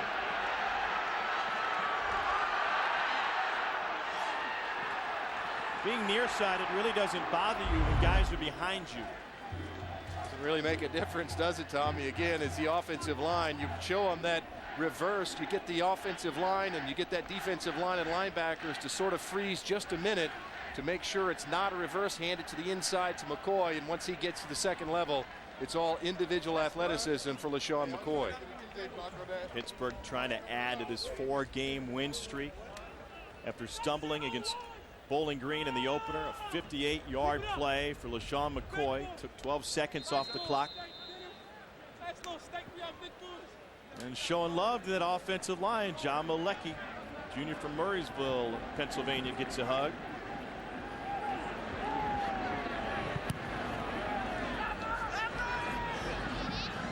Greg Jones from the 4. Great special team stop and tackle, but it's been all Lesean McCoy today for Pitt. We've seen the entire repertoire in terms of ability of running the football. Here's Lesean McCoy early, showing the power off tackle into the end zone. He bounces it out to the left and gets a touchdown there. Not only in the receiving game, but here's the backbreaker here again as he gets outside the hashes once again. Navy not able to keep him inside those hashes, and the speed to get down the 3rd touchdown of the day and 128 yards rushing for old Shady McCoy. 6 touchdowns in 2 games against Navy. Katani stood up at the line of scrimmage. Jabal Sheard is in there to stop him. Sheard is a sophomore from Hollywood Hills, Florida. He and Greg Romeus anchor that Pitt line. Pretty good bookends. Certainly are, and one of the things that Coach Niumatalolo was concerned about is he really felt last week that Air Force's defensive line sort of got the best of his offensive line, and really thought a key to this game was their offensive line controlling that front 4 of Pittsburgh. So far, 2 very active defensive ends for Pittsburgh. Another opportunity for Katani. Shot Duncan trips him up. Just not getting any movement up front, Navy's offensive line, in terms of that Pitt defensive line. So Eric Katani just has not been all that involved with the offense this afternoon. Navy hits the locker room wondering what hit them. And Dave Wanstedt looking to add to this Pitt win streak. Explosive offense has them in front. That's the end of the first half with the score: Pitt 35, Navy 14. You're watching NCAA football on CBS College Sports, the pulse of college sports.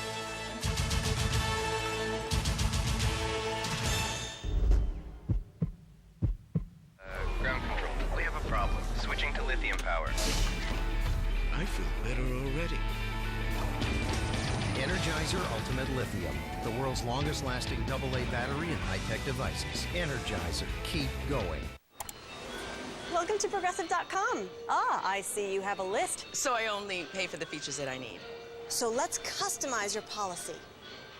It's me.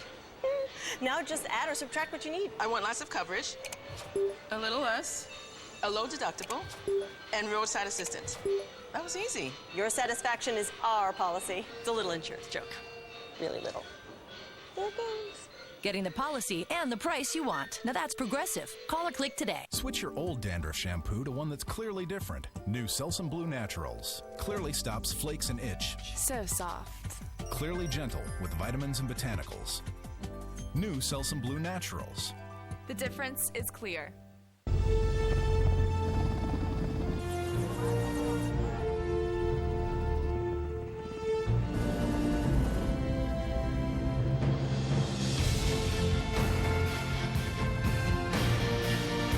If you want to do great things in your world,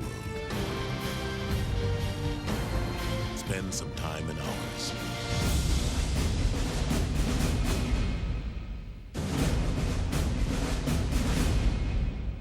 Get big arms, a ripped chest, and cut abs with the perfect push-up. Now with free shipping. The perfect push-up works with the natural rotation of your arms and shoulders to maximize results and minimize stress on your body.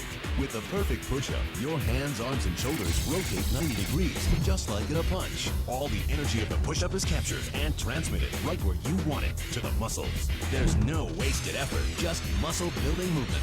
And as your arms rotate, you feel it work in your biceps, your triceps, your chest and abs, and your shoulders. Invented by a U.S. Navy SEAL and made with steel and a ball-bearing movement, it's the push-up perfected. So here's the deal. The perfect push-up is only 2 payments of $19.95. When you order, you'll receive 2 perfect push-up rotational handles, and you'll also receive the Navy SEAL-inspired perfect push-up workout chart. Call right now and you get free shipping. Get big fast. Call now for the perfect push-up.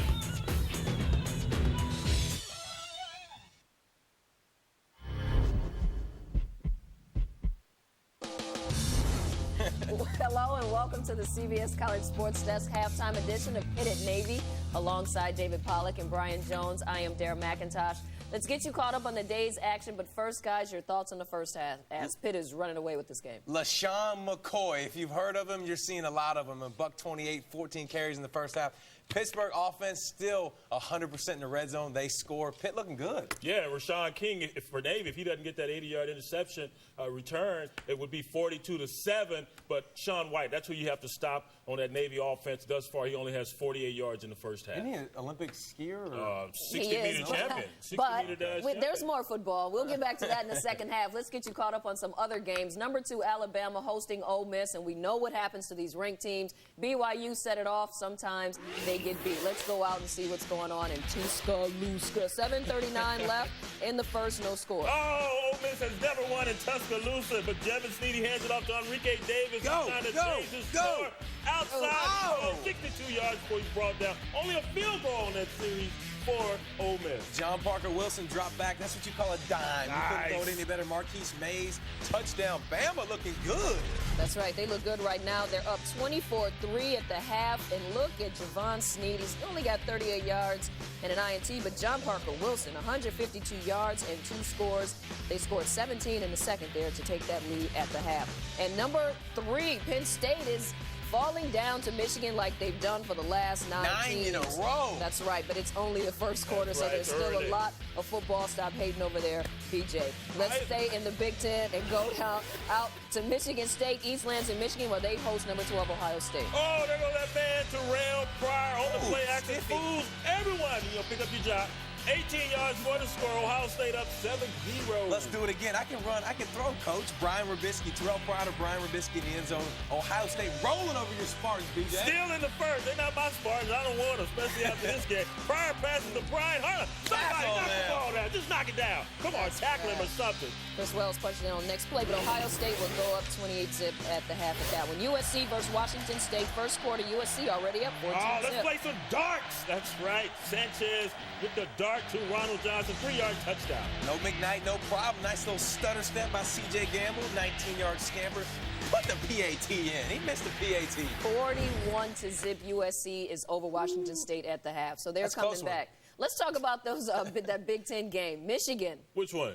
And Ohio and Penn State. Michigan. Oh, yeah, let's talk about that one. I don't want to talk about Michigan. And then we want to talk about Michigan State, Ohio State. Fellas, your thoughts? Well, Michigan early, 10-7 right now, but Penn State will come back and win this game handily. Yeah, but you got a Michigan State or a Michigan team that's lost or beaten Penn State 9 times in a row. So it's in Penn State's head. They got to come out and put a number on these boys because they're playing good football. That's right. Anything you want to say about Ohio State real quick? Michigan State, what? Who in their right mind would pick Michigan State to beat Ohio State? I thought Michigan State had a shot, but they're just terrible today. Still a lot of football left, even on the other side of the break. After the break, we're going to head to the Big 12, and we'll hear more from these guys. I think Greg called for Texas A&M to beat Texas Tech, but what really happened? And Oklahoma and Kansas. We've got that action when we return on CBS College Sports Desk at the half. Home to gifted undergraduates, to scholars awarded the highest honors, home to talented and fearless athletes, to students who reach out to their communities. The University of Pittsburgh, leader in education, pioneer in research, partner in regional development. 1,000 things went through my head when I made that tackle. I thought of my mom. She's been going to my games since I played Pee Wee ball. I'm so proud of him. I thought of my high school coach. He has the heart of a champion. He's in the right place doing the right things. I saw Coach Niamontalolo. Ran up Reeds by action. He was a special young man. I remember the look on my dad's face at the end of the game. We kind of laid the foundations for Ram to become a successful leader. I'm Midshipmen Ramiro Revelo III from San Antonio, Texas, and I'm fulfilling my destiny. Starting Sunday, for 3 nights, you're gonna get hooked. Monster fish. The fish just took off ripping and just all hell broke loose. As big as a grizzly, as wild as a bull. It's about like getting hit with a bowling ball. It's 3 full nights of new reels, fresh bait, and even bigger battles. He gets to spin and you can't hold him. Getting hooked never looked so good. 3 nights of Hooked start Sunday at 8 on Nat Geo, Channel 276. 4 cars and 2 kids later, Kate still gets animated about her auto insurance with Esurance. I was a little too animated when I had a fender bender, but Esurance was there for me. Esurance hooked me up with a great body shop. They took care of me from start to finish. And through certified shops and Esurance's direct repair network, you can monitor repairs online 24/7. It's like watching your car come back to life. No wonder so many drivers are drawn to Esurance Auto Insurance. Okay, give me my remote. Get it, Jim. You had way too much cable. You said you were going to get DirecTV. I'm fine, really. So digital picture doesn't mean anything to you? But what about your friends and your family? I just want to watch the game. That's the cable talking, Jim. That game isn't even in HD. Friends don't let friends watch cable. Refer a friend or family member to DirecTV, and you'll get $50, and they'll get $50 on top of our best offer. And this is your scene in Annapolis, Maryland. Halftime of your Pitt at Navy game where Pittsburgh is running away with this one in the first half, 35-14. And we'll get you back out there in a bit. But now we want to talk a little bit about the Big 12. OSU is seeking its first 7-0 start since 1945. Oklahoma is looking to get back on track against Kansas. Let's look at the highlights. We take you down to College Station, Texas Tech and Texas A&M. Less than a minute to go in the first half. A&M down 4. Mike Goodson, he gets the handoff, storms into the end zone. Aggies lead 23-20. I'm surprised. Graham Hill drops back. Who do you think he's going to throw to, BJ? Ooh. Michael Crabtree for the 4,000th touchdown of his career. 4,000, that's a record. Early in the fourth, Texas Tech up 7. Harold said, I'm going to keep it myself. I need some rushing. Crabtree, you have enough touchdowns. Let me get my name in the paper. The Red Raiders go on to win 43-25. Number 4, Oklahoma. Kansas down 7-zip late in the first quarter. There's my man Todd Reesing from Austin, Texas. Scrambles. He finds Desmond Briscoe down at the 2-yard line. That would set up Jock Crawford. He takes it in, up the middle, tied at 7. First TD allowed by Oklahoma in the first quarter of this season. DeMarco Murray says, I want some touches. Look at that. Lowers his head, gets in the zone. Bradford, quit taking all the TD passes. I want some TDs. 21-10 at the point. Right now, Oklahoma State up 28-6 over the Baylor Bears, and Oklahoma State just trying to stay undefeated at this point at 6-0. And fellas, I got to get your thoughts on this. A quick injury update, though, on Manuel Johnson, who left the first quarter of that Oklahoma game with a left arm injury, and you guys saw it. Oh, it looked nasty. He got tackled. He planted his arm, and a leg came around him and twisted it. Oof. It did not look good, no. Not good I concur. Ooh. Not good for Oklahoma. He's got 8 TDs on the year and 553 yards. Your thoughts on the games we just Well, it's a big loss for them. I think if they need that wide receiver play from him. You match him up with Enrique Iglesias there, and that's a nice 1-2 punch. So they need someone to step up and replace Johnson if he's done for this year. It looks like it. Well, I want to talk about the best team in the Big 12, and that's Oklahoma State. Watch them Cowboys roll, baby. 28-6 over Baylor. Everybody's talking about Robert Griffin, how good of a quarterback he is. This defense for Oklahoma State looks kind of good, and they got the 3-headed monsters on offense. So let's go Cowboys. We'll see if he says that next week. Yeah, and what he said in the break was they're your national champion. I'm picking them, yeah. I'm picking them to roll. Wow. Okay. Yeah. You heard it here first. Number 1. Still much more to come on the CBS College Sports Desk halftime show. Coming up, we talk Big East football with the Scarlet Knights get back on track and finally get that second win against the Huskies. We show you the highlights when me, Dave, and BJ return. How does Emergency boost your health and your energy? With a powerful formula built on 1,000 milligrams of vitamin C to give your immune system a fighting chance. Emergency. Feel the good. I have senior moments, but my skin shouldn't. New Gold Bond Ultimate Restoring Lotion. 7 moisturizers, 3 vitamins, plus CoQ10 to help skin renew itself. Can your lotion do that? Gold Bond Ultimate Restoring. This stuff really works. Conference USA has all the heart-pounding action you need. And Tulane takes this one in overtime. Donnie Avery hauls it in. He got it. East Carolina wins. And a 2008 lineup you can't miss. And here goes Chase Clement. It's caught by Calhoun. Brandon Marion makes the touchdown grab. Unbelievable. And look at that. This is Conference USA football. Competition lives here. Now it's time for the HBCU Scholar Athlete of the Week, presented by the U.S. Navy. This week's winner is senior defensive back Devon Wiggins from Virginia State University. Wiggins, a physical education major from Norfolk, Virginia, sports a 3.23 GPA in the classroom and is chipped in with 25 tackles and 1 fumble recovery on the field. A 3-year letterman and 2008 Dratty Trophy semifinalist, Devon Wiggins is the latest HBCU Scholar Athlete of the Week, presented by the U.S. Navy. Home to gifted undergraduates, to scholars awarded the highest honors, home to talented and fearless athletes, to students who reach out to their communities. The University of Pittsburgh, leader in education, pioneer in research, partner in regional development. Thirsty for more SEC? Former All-American David Pollack joins our crew of experts in hosting the SEC post-game party, where they're serving up everything you need to know about the nation's most celebrated football conference, the biggest plays, the Heisman hopefuls, the most intense matchups, and more. Tim Tebow is going to be back on a show. It's SEC Mania, and you're invited. Watch the SEC post-game show presented by Geico tonight at 7, only on CBS College Sports.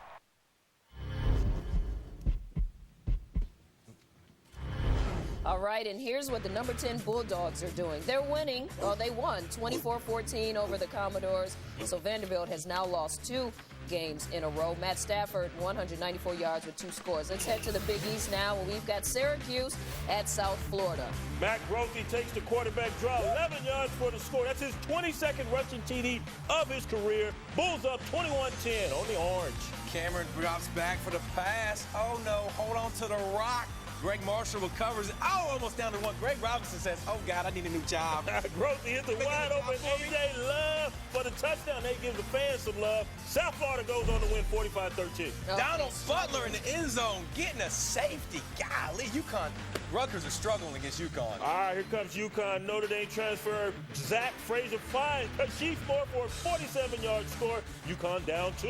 Just over a minute to go now. Huskies for the potential game winner. And he doinked it off the post. So by default, Rutgers gets the win. It's their second win on the season. They're at home. They get it 12-10 over Connecticut. And Louisville at the half is down, trailing Middle Tennessee State 17-14. For Middle Tennessee State, Craddock has just 79 yards and no score there. Heading over to Army and Buffalo, and wow, this one's still got a lot left to go. Army is on top of this one, 10-3 over the Buffalo, not Bills, but the Bulls. But they're trying to get it done there. And fellas, let's just talk really quick about the Rutgers game and some of these Big East games. Rutgers gets the win, but it's not like they fought hard to get the win. They lost one quick correction. I meant Joaquin Iglesias, not Enrique, not the singer, not Julio. Joaquin Iglesias at Oklahoma. Yeah, but Rutgers, big win for them. They needed to get that. Connecticut, good football team. Donald Brown at one point leading the nation in rushing. And I forgot to say, but Noshawn Marino had 172 yards in the score. Don't hate on Noshawn. 172 yards. Let's go for bump. Then we're going to get out of here. We'll take you back out in a bit, and we'll come back on the other side. And it's time for the second half of Pitt at Navy, where Pitt is leading 35-14. I'm Dara BJ, and that's Davey. Switch your old dandruff shampoo to one that's clearly different. New Selsun Blue Naturals. Clearly stops flakes and itch. So soft. Clearly gentle with vitamins and botanicals. New Selsun Blue Naturals. The difference is clear.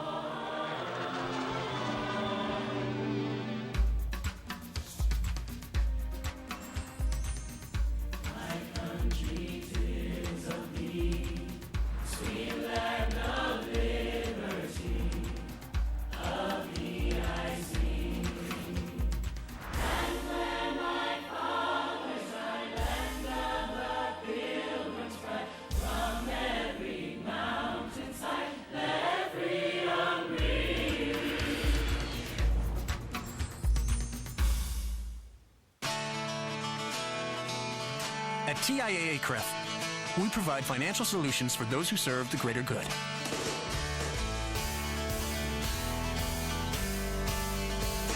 We offer personalized objective advice, a commitment to consistent growth, low fees, and guaranteed income for life. Put our retirement expertise to work for you. Call today. TIAA CREF, financial services for the greater good. Introducing Payne's newest Vanishing Act. New Icy Hot Vanishing Scent. Now the power of Icy Hot glides on icy to dull pain, then gets hot to relax it away, and the scent vanishes. New Icy Hot Vanishing Scent. Make pain and scent a vanishing act.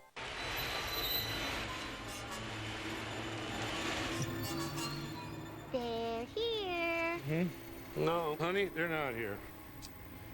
We forgot to switch to DirecTV. So instead of watching our favorite channels in HD, we're stuck watching cable. Forgetting to switch to DirecTV? Yeah, that's going to come back to haunt me. Get 3 times more HD channels than cable. Call 1-800-DirecTV.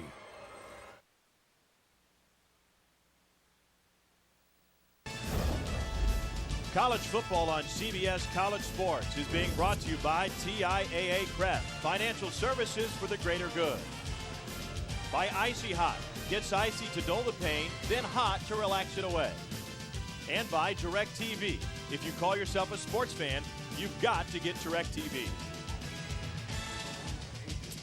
Back in Annapolis, where 23rd ranked Pittsburgh leads Navy 35-14 at the half. Tom Hart with Trev Alberts, the story.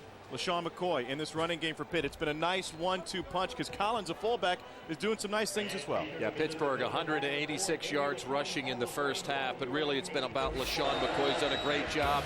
Off tackle, the power run into the end zone for a touchdown here, but here's the backbreaker. This is what makes him special. It's 58 yards. It's getting to the outside, and the speed, the vision to get it down the field. That's 2. He had 3 touchdowns in the first half. You mentioned Conrad Collins, the fullback, does a great job here. Of course, we know about his blocking, but he did a great job of running the football as well, also catching the ball out of the backfield. So far, a dominating performance by Pittsburgh offensive line in the running game. Let's take a look at the halftime stats presented by Allstate. And time of possession just dominated by Pittsburgh. Flip the script against Navy. That's typically what they do. They certainly have. And, you know, how about the total plays? I mean, so far, Pittsburgh 42 plays, Navy only 21. Obviously, Navy needs to possess the football and get some drives together. Today's broadcast is being brought to you in stunning high definition. Navy will get the football to start the second half. We'll see if Phil Bennett's defense can continue to have success shutting down this Navy ground game. Jones and Teach back to return.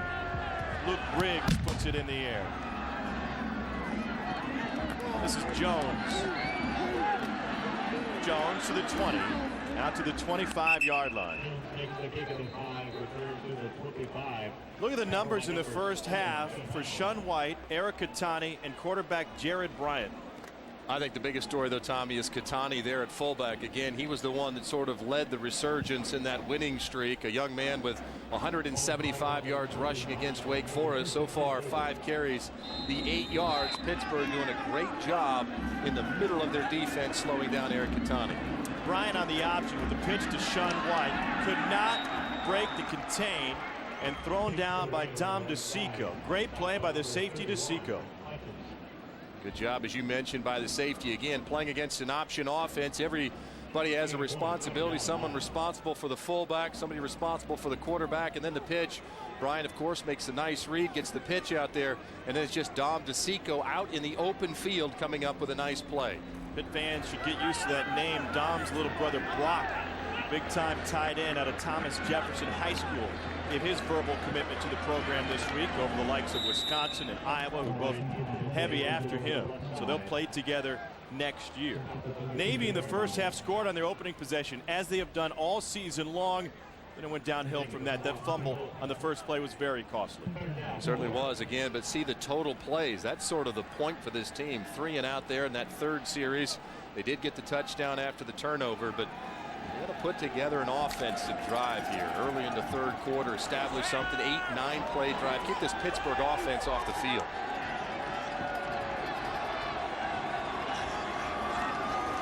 Bryant with the pitch to White. Doyle with the block on the edge, and Shun White has the first down. Eric Thatcher with the stop for Pitt. Pretty active safeties and linebackers for Pitt. Of course, we've mentioned Scott McKillop. He continues to make plays all over, but Eric Thatcher, an outstanding free safety, came in with 29 tackles. We talked to him this week, and he said, man, these guys cut every play, you know, and you're a defensive player, don't see this type of an offense, but he was excited about coming back and facing us. I'll have the pitch an awful lot.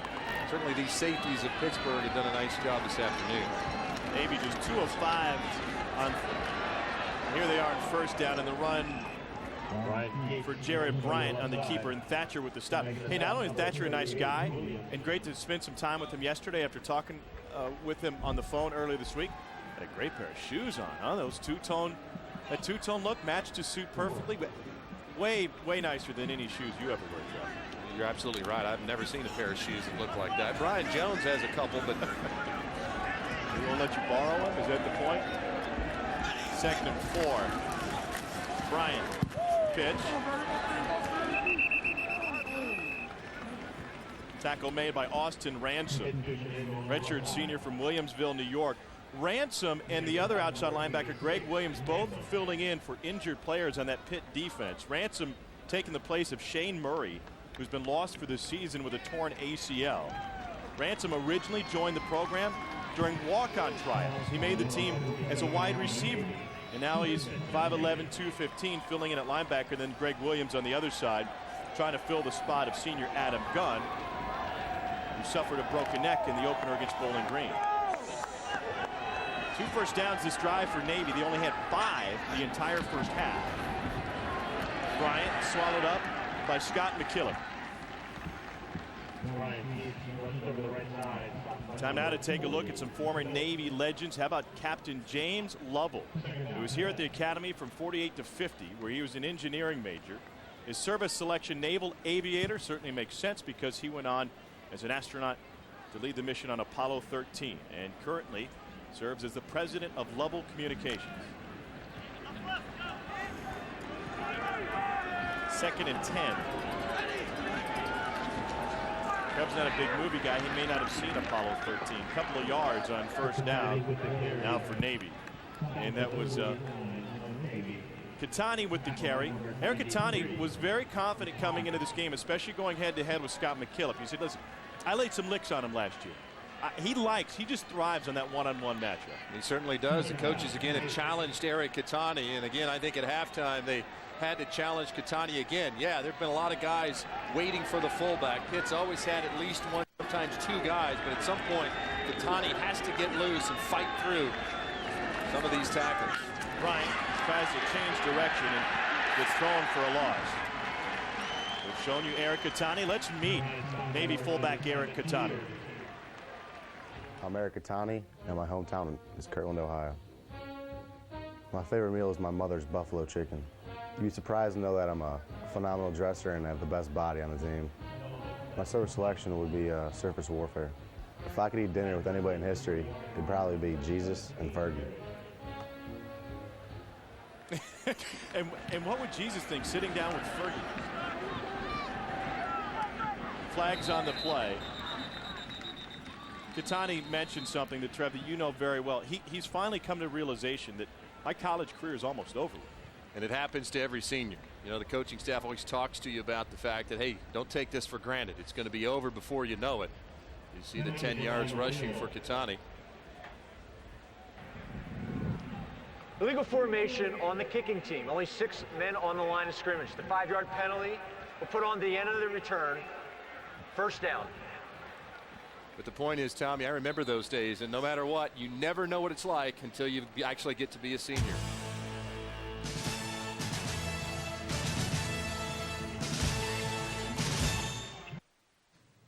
Over? Football's never over with CBS College Sports. Who's with me?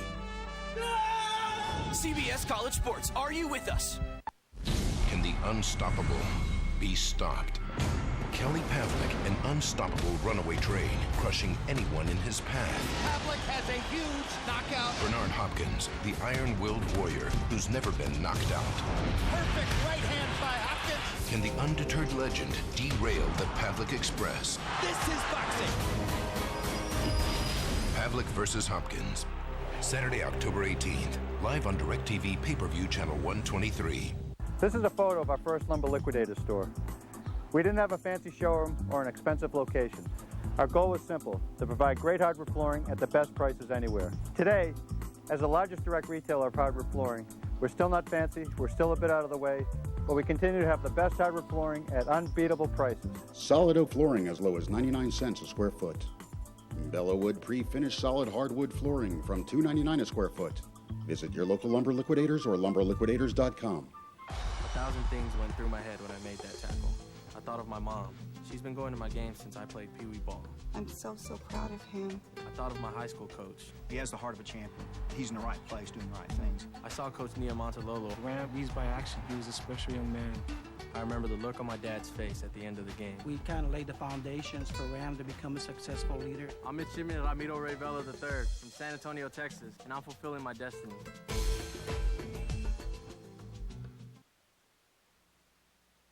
baby!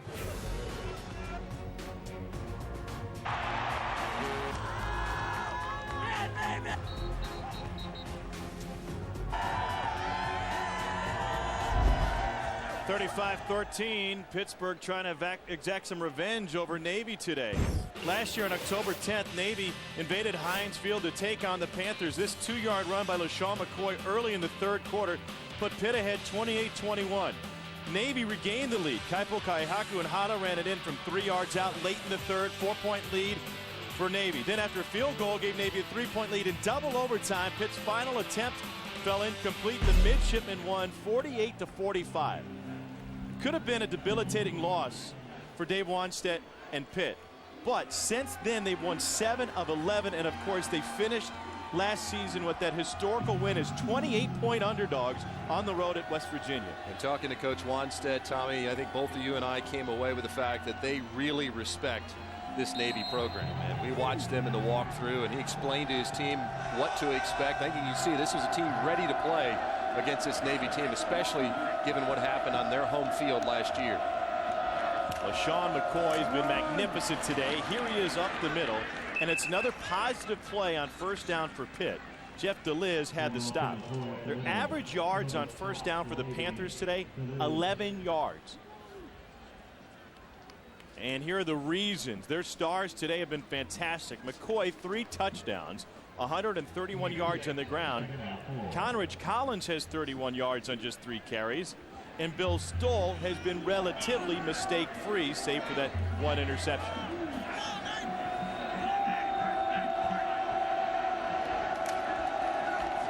McCoy again. First down, Pittsburgh.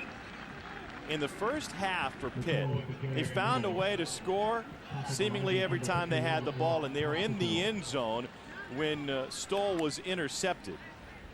That was the end of a 10-play, 69-yard drive, and Pitt just marched right down the field. It was just a great individual effort by Rashawn King that led to that turnover. But it's been a Pitt offense, Tommy, that really has had its way with this Navy defense the entire first half. And maybe the backbreaker, that final touchdown of the first half. Navy was forced to punt it away.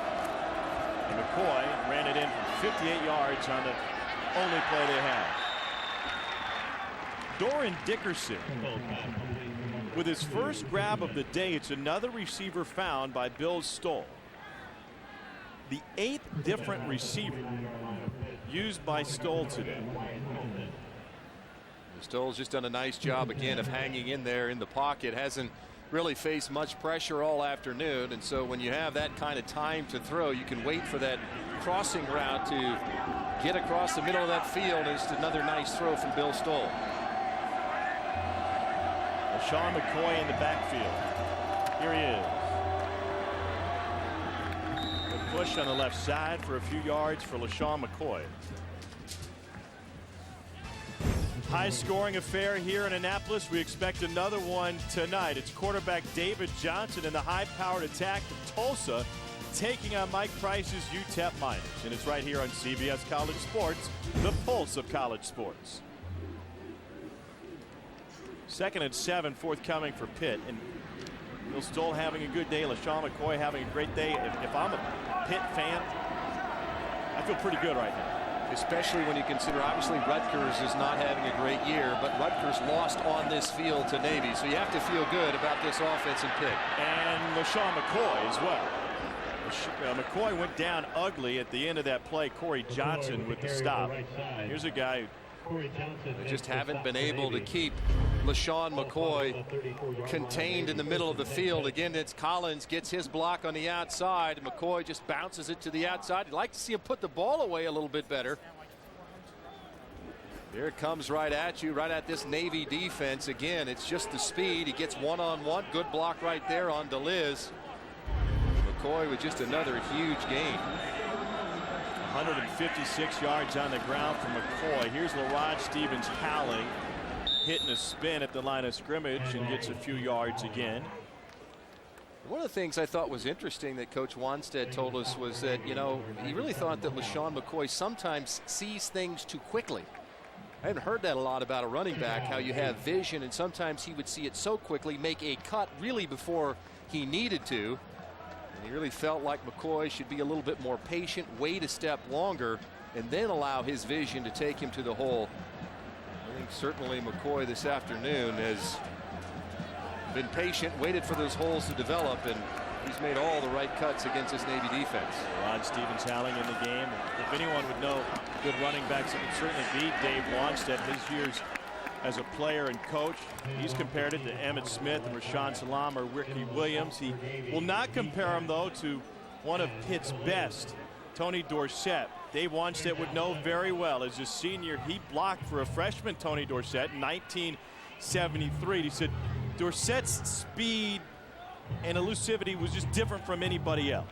That really just set him apart. And when he made that comparison between Emmitt Smith and Rashawn Salam, what he was trying to say is that what McCoy can do is he has a power of an Emmitt Smith, but he also is elusive in the open field like Rashawn Salam, and certainly that's been on display here this afternoon. They run the play clock all the way down to 1 second. Pass tip, picked off. Navy gets their hands on it. The second interception from Stoll. It's all about Corey Johnson as he does a great job of coming off the edge. Number 5 is going to come in right there. There's the block, goes up high over the attempted block by LaRod Stevens howling. And Nate what a Frazier great job up with it. All is not perfect for Pitt today. Navy will have a chance to climb back in. Uh-oh. Come on, man. Ain't got all night. Unpause the game. This the best part of the joint right here, bro. Love the cool kids. Rated E for everyone. When this shoe store added Aflac to its employee benefits package at no direct cost to the company, it was a perfect fit. Find out more at forbusiness.com. Wanna grab a light beer? You want one? Nah, beer fills me up. Hang on. Fills you up? Really? 2 hours of shoving pizza in your pie hole? Fills you up. Face full of dough and an armful of rocks. Fill you up. Polish sausage, Italian beef, Swedish meatballs, and the rest of the world tour here fills you up. But I'll tell you what doesn't fill you up. Bud Light. Because it has drinkability. That just right taste that won't fill you up.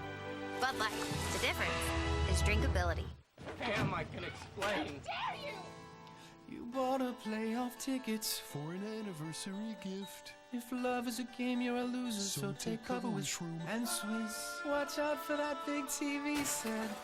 It looks like you're already missed. Ha, ha, ha. Mushrooms wrapped in melted cheese and a gentle Angus kiss. The sweetest thing from Burger King. New steakhouse. Shroom and Swiss.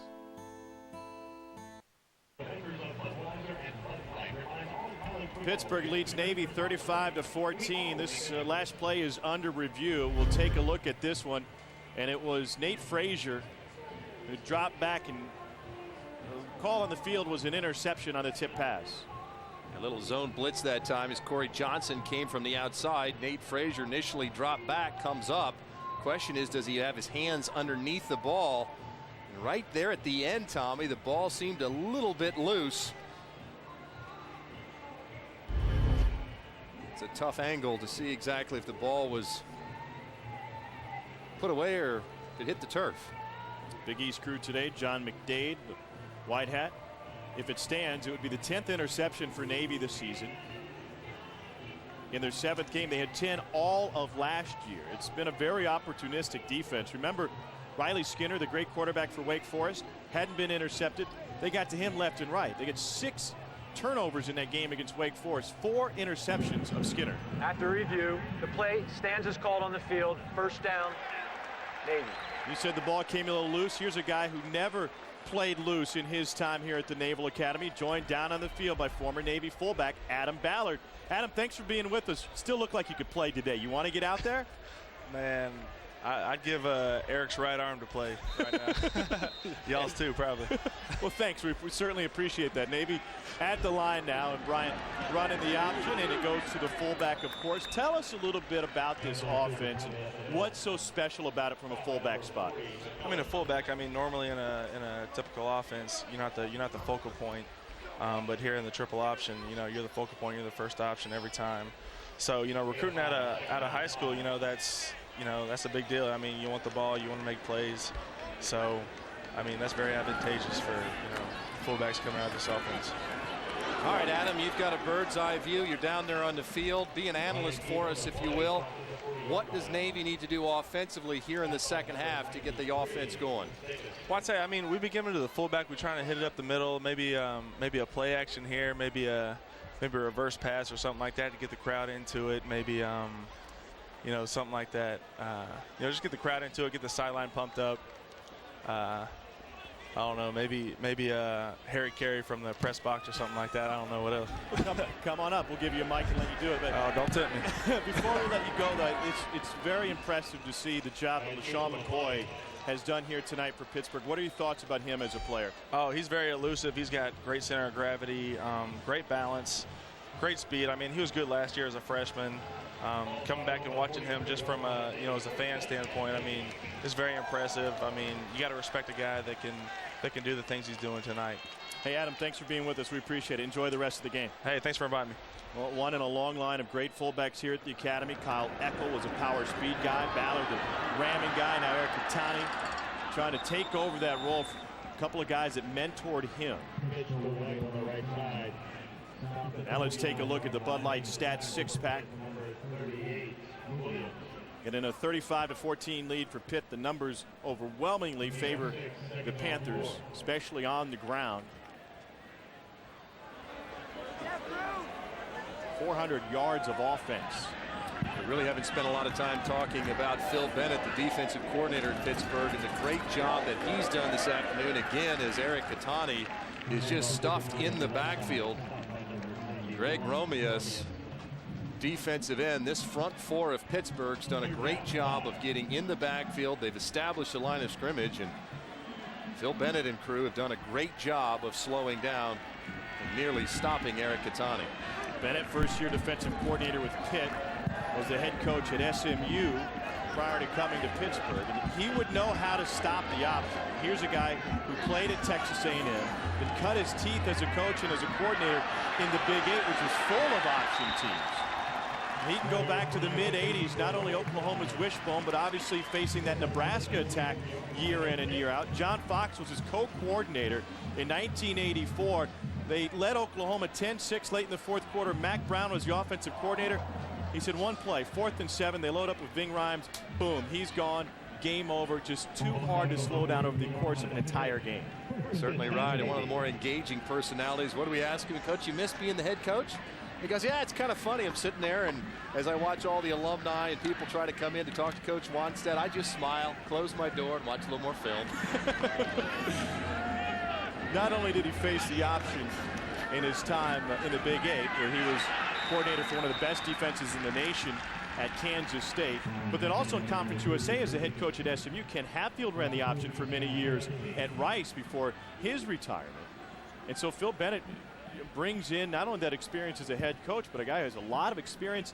Not only that, perhaps the most important thing, extra time, 16 days to prepare for this game. Very, very important. The other thing he has, Tom, he's got some athletes. That last play, Gus Mustakas, number 93, in the backfield for a tackle for a loss. And make no mistake about it, when Phil Bennett was the defensive coordinator at Kansas State, 3 times he had a top 5 defense for Bill Snyder.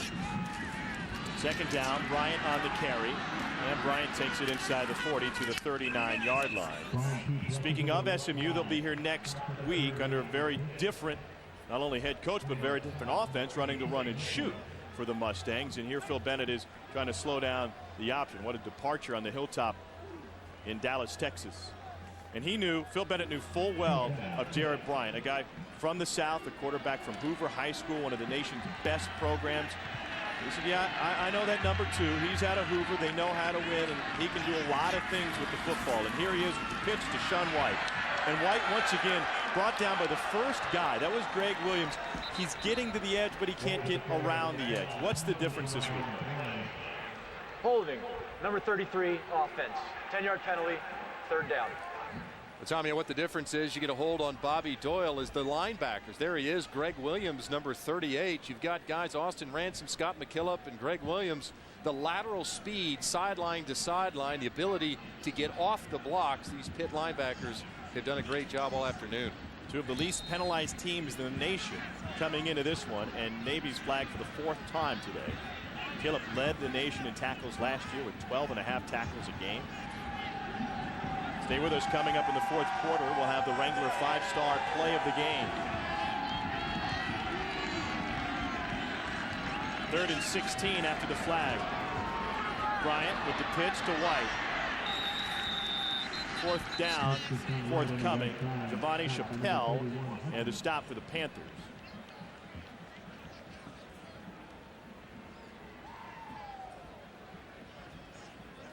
White went for 348 yards in the season opener against Towson. He averaged 294 yards a game over the first 3 games of the season. The last 3 games, only 11 yards on average from Sean White. He was sick on Wednesday, couldn't practice. Returned to full health late in the week this week. Bryant hit as he threw, nearly picked off. DeSico got his fingertips on it, but couldn't haul it in. And guess who hit Jarrett Bryant? Big number 40, Scott McKillop, comes on a middle linebacker blitz right in the middle. You see Bryant as he goes back, rolls just a bit, but feels that pressure right there. McKillop, as this Pittsburgh defense, Tommy, continues to play well, and they lead 35-14.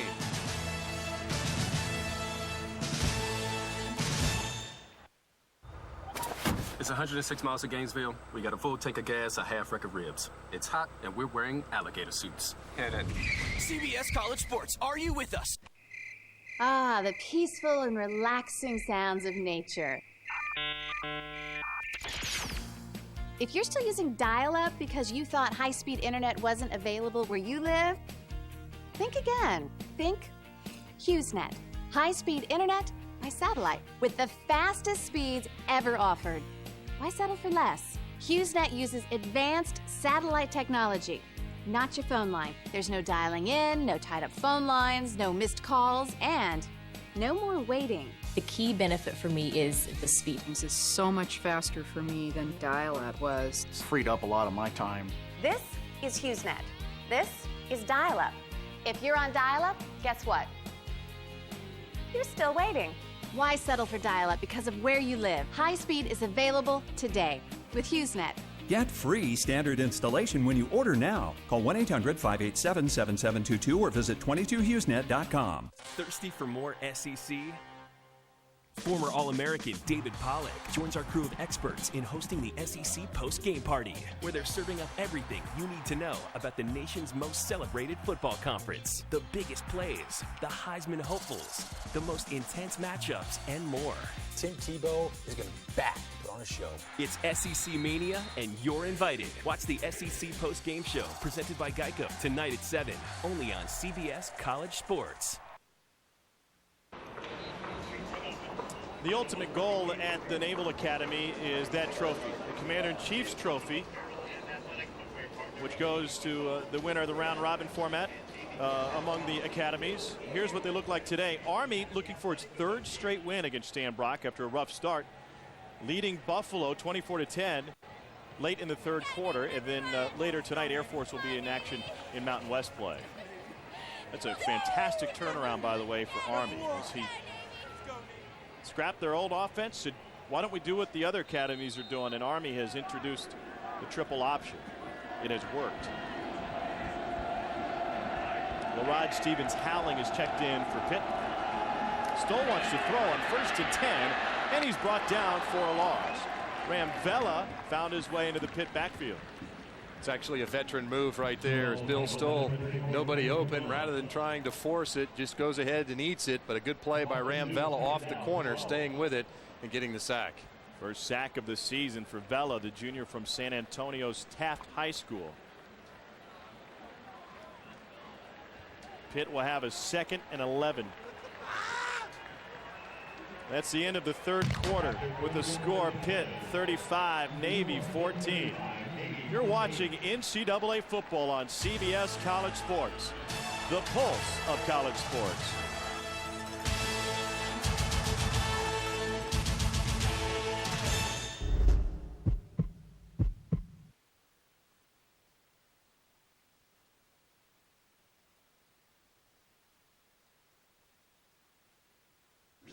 I don't know, maybe you should have been the blonde. Maybe you should just listen to the game. Maybe if you shaved your legs like me, the sneak-in would have worked. Maybe if you hadn't lost our season tickets in a lawsuit because you got cheapo insurance, we'd be inside the stadium, watching the game dressed like men. Huh? I don't want to get into this she said thing. Getting cut-rate insurance to save a little money could end up costing a lot. Call an Allstate agent today for a free Good Hands coverage checkup. Are you in good hands?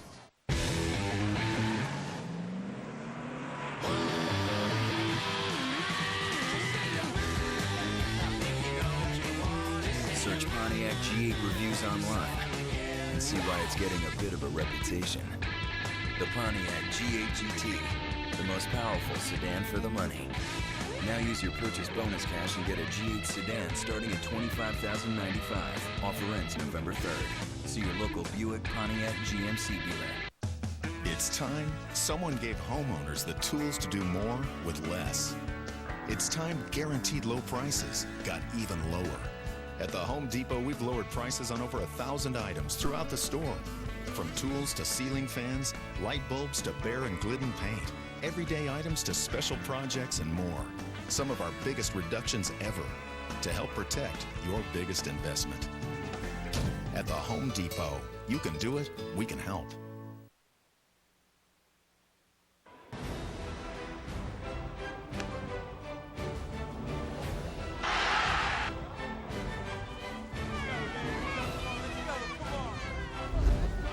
(35-14) Pitt in front of Navy as we start the fourth quarter. Tom Hart alongside Trev Alberts. It's Pitt's first visit here since 1987, and after today they're going to want to come back more often.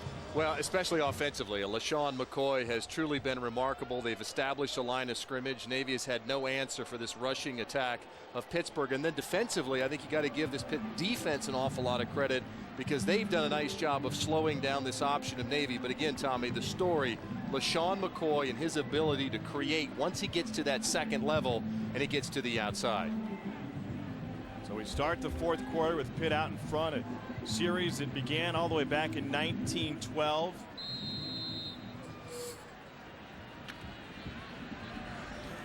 And Bill Stoll brings the offense to the line, facing a 2nd and 11 after he was sacked on that last play. Quick shot out, trying to set up the screen with Jonathan Baldwin.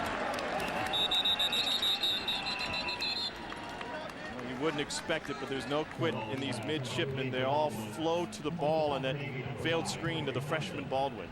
And that was one of the keys to the game as well for Pittsburgh, was playing 4 quarters. Remember, this is a team that had played 4 quarters in terms of Pittsburgh, 3 straight games where they've come back in the fourth quarter when trailing. And of course, Coach Wannstedt knows, Bill Stoll knows, playing against this Navy defense, there will be no quit, even up 35-14 at the beginning of the fourth quarter.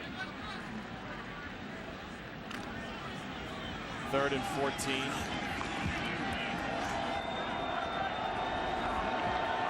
Minoski in there at fullback. Now there's a tight end they brought back. Stoll lets it go deep down the sideline. Catch made by Baldwin, and he is in. Touchdown. I thought maybe he stepped out of bounds at the 19-yard line, but it goes for a 60-yard touchdown for the freshman. Well, it's just a great job by the freshman Baldwin of coming back to the ball. Actually, Keetrick Buffin had done a pretty good job. Saw that it was going to be deep down the field, turned his head, sprinted down, but it was just Baldwin with the awareness in the open field to come back to the ball. Pretty good throw by Stoll, and the freshman just makes a great play. So the kicker, Connor Lee, looking to tag it. They're going to take another look. Connor Lee, by the way, Take another look. Baldwin down the sideline. Here you're going to see Stoll again. He gets that one-on-one to the outside. That's what he wanted. Rears back and throws. And there's Buffin in pretty good position right there. It's just Baldwin who comes back in. Slows down, slightly underthrown. How many times have we seen that in college football, Tommy? They're looking to see if his foot was out of bounds. If he was out of bounds.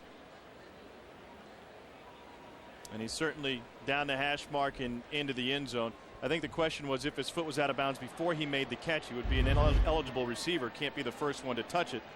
And then at the end, he was close both times, but stayed in bounds and inside the white both before and after the catch to take it in. You see that every Sunday. How many times you see it? They actually coach that. If you get man-to-man coverage and the defensive back hasn't turned, come back towards the ball. After review, the call on the field is confirmed. The receiver number 82 stayed in bounds prior to catching the ball. Touchdown, Pittsburgh. So Baldwin is on the board. The 6'5", 220-pound freshman has a bright future in this Pitt program. It's his third catch. He's over the century mark for the first time in his career. Connor Lee will kick the extra point. He proposed to his wife Katie at Heinz Field on their Jumbotron one day this summer. Asked why, he said, well, that's where I do my business. And business has been good for Connor Lee, who has yet to miss an extra point. Looking pretty good for the freshman Baldwin also, as Bill Stoll goes deep to the youngster. Baldwin takes it in to add to the score, and Bill Stoll, with 242 yards of offense through the air today, is happy. So is that guy. Pitt's up big.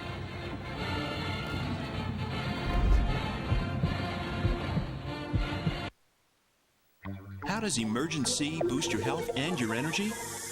With a powerful formula built on 1,000 milligrams of vitamin C to give your immune system a fighting chance. Emergency. Feel the good. Ground control. We have a problem. Switching to lithium power. I feel better already. Extreme power for all of your high-tech devices. Energizer Ultimate Lithium and Advanced Lithium. Energizer. Keep going. Hey, Lisa. What do you think? What is that? It's my new PWC. And the awesome protection plan I got for it. There's an easier way to protect your PWC. Call Geico. They help insure all types of vehicles. Geico Power Sports. Insurance for your car and the other stuff that moves you. Your car performs better when things are simple. And it's easy to see how the maze of plumbing under the hood can limit its potential. A K&N air intake system replaces the maze with a single custom-engineered tube. The result? Up to 10% more horsepower. Guaranteed. A dramatic increase you can actually feel. Make your move with K&N, the world's best air intake system. Let's recap with the Energizer game summary. Tremendous balance from Pitt. It's led to 460 yards of total offense. The biggest difference, too, of course, Tommy, is the balance that they've showed. Has Pittsburgh with that 218 rushing, 242 passing. Again, anything that Matt Cavanaugh, the offensive coordinator's dialed up, has worked this afternoon for this Pittsburgh offense. It's worked today for Pitt, which is undefeated 2-0 in Big East play. The question will be, will it continue to work down the road in conference games? Of course, this is a Navy team. The last time they were here on this field beat Rutgers. So why not, would be the question. Briggs puts it in the air. Another opportunity for Greg Jones. Jones out to the 25-yard line. Jones takes the kickoff at the 9 and turns it to the 25-yard line of Navy. 42-14 Pitt in front of Navy. And a Navy team that had been flying high, 3 straight wins, is now trying to figure out a way to get back in this game from Annapolis.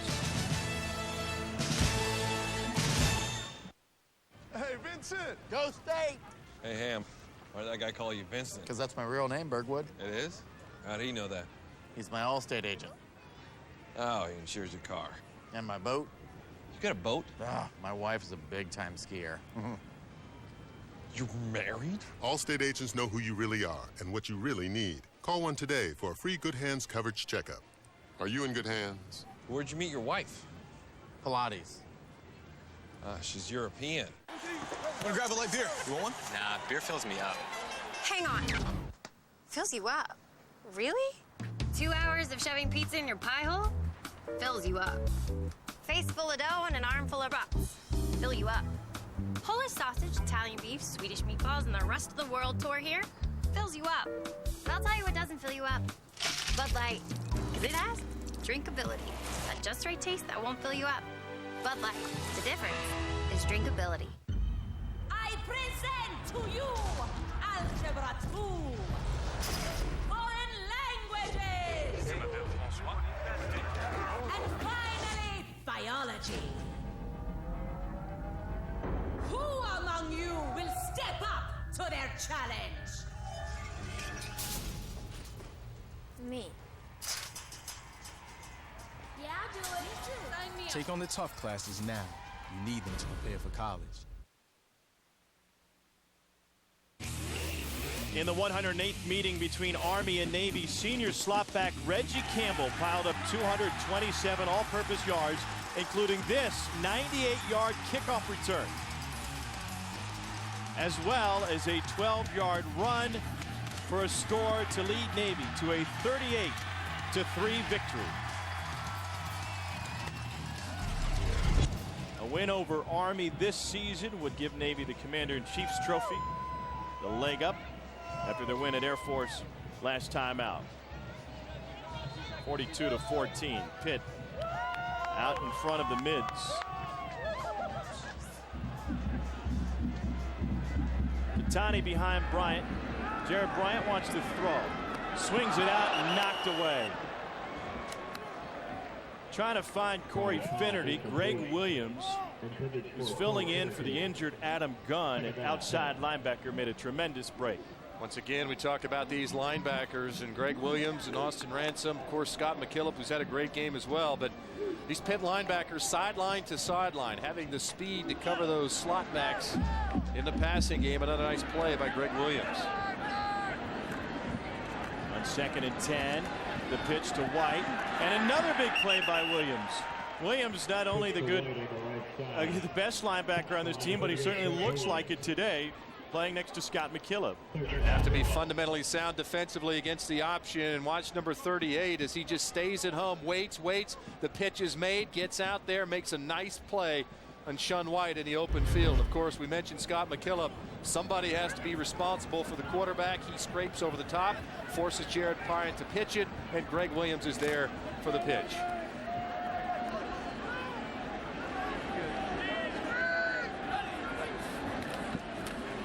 Bryant. Well, off the hands, nearly a great grab coverage down there by Aaron Berry. He was looking for Tyree Barnes. Don't have to look hard to find Scott McKillop, but you may have had to know something in advance. If you went to a Pittsburgh Pirates game a couple of summers ago, he interned in their marketing department, and he had a chance to take place in the race as Sauerkraut Saul. The pierogi race each and every Pirates game, and Scott McKillop convinced him to let him go out in the field. As Sauerkraut Saul, they said, it's fine, you can't win. We don't want you to get hurt. So he had to allow himself to get beat by two retirees who are in the race each and every day. Fumble football. It will stay with Pitt. Pierogi race, not always safe. I mean, you could get hurt running around the track. Randall Simon might be in the dugout. You never know. But Scott McKillop was able, he said, to realize a dream. You know, as a Pittsburgh area kid, he wanted to take part in. He was in a position to take place in it, and there he was, Sauerkraut Saul.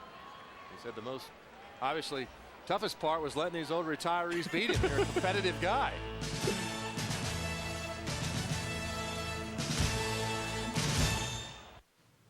Over? Football's never over with CBS College Sports. Who's with me? CBS College Sports, are you with us? So, anyone good? Yeah, I got Ellis, Penny, and K-Mac, 3-time Architect of the Year. Who'd you get? There are over 380,000 NCAA student athletes. Check it out. The Jay Campbell rookie card. No way! That guy dominates in the lab. Yeah. And just about all of them will be going pro in something other than sports. I didn't know he minored in French.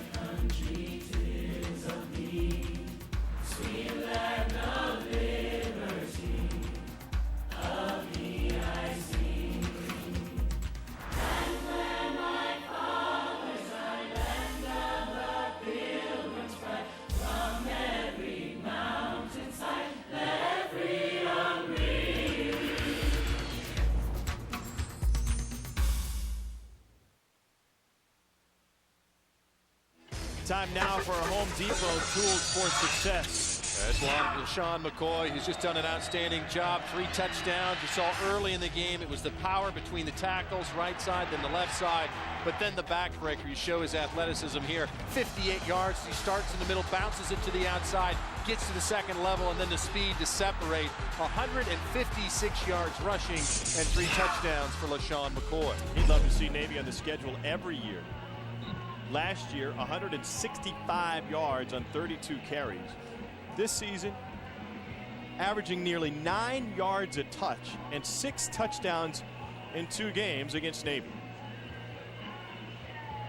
And it just goes back, I think, Tommy, remember those last couple of games when he had over 140 yards rushing and just sort of settled in. I think that Bill Stoll at quarterback gaining some confidence, and you know, they're getting man coverage on the outside. The big game that Stoll had against South Florida where he gained some confidence, had over 225 yards passing, completed some big plays, and Jonathan Baldwin, the freshman, has given them the vertical threat that has allowed Lesean Mccoy some running lanes inside.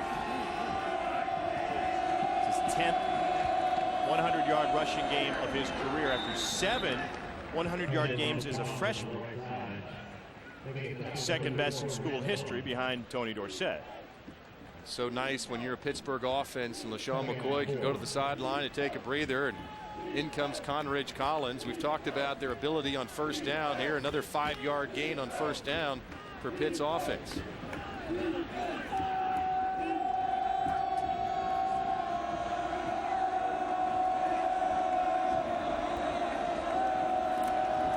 Collins again, as he's lined up at tailback for the last 2 plays. A fantastic tailback at Pace High School in Miami. The numbers for this trio, amazing today. McCoy, 3 touchdowns, and the freshman Jonathan Baldwin over the century mark in a score. You see, the nice thing about this offense is it doesn't matter what you try to do with them defensively. Obviously, Pitt today came out, established Lesean Mccoy, and then when Navy had to bring their safeties up around the line of scrimmage, you got the man coverage on the outside, and Stoll completed those passes to the outside to Jonathan Baldwin. But it really comes down to Stoll being able to beat man coverage if Pitt's going to win the Big East this year. Pelusi, the tight end. Here's Collins again. And Collins loses a half a yard. Corey Johnson in to make the stop. Well, that's the question. Can they sustain this success within the Big East? And they have a couple of opponents coming up. Rutgers, Notre Dame, and Louisville. Teams that Dave Wanchett has never beaten in his career at Pittsburgh. The schedule really sets up. I mean, you look at the Big East right now, certainly Pittsburgh would have to be considered one of the favorites. A Rutgers team that's 1-5 at the moment. I think Cincinnati and Louisville could be 2 difficult games, but as long as Bill Stoll continues to progress at the quarterback position, this is an offense that could be pretty good. Henry Hanoski with his first carry. You said earlier in this game, Trev, watch out for West Virginia.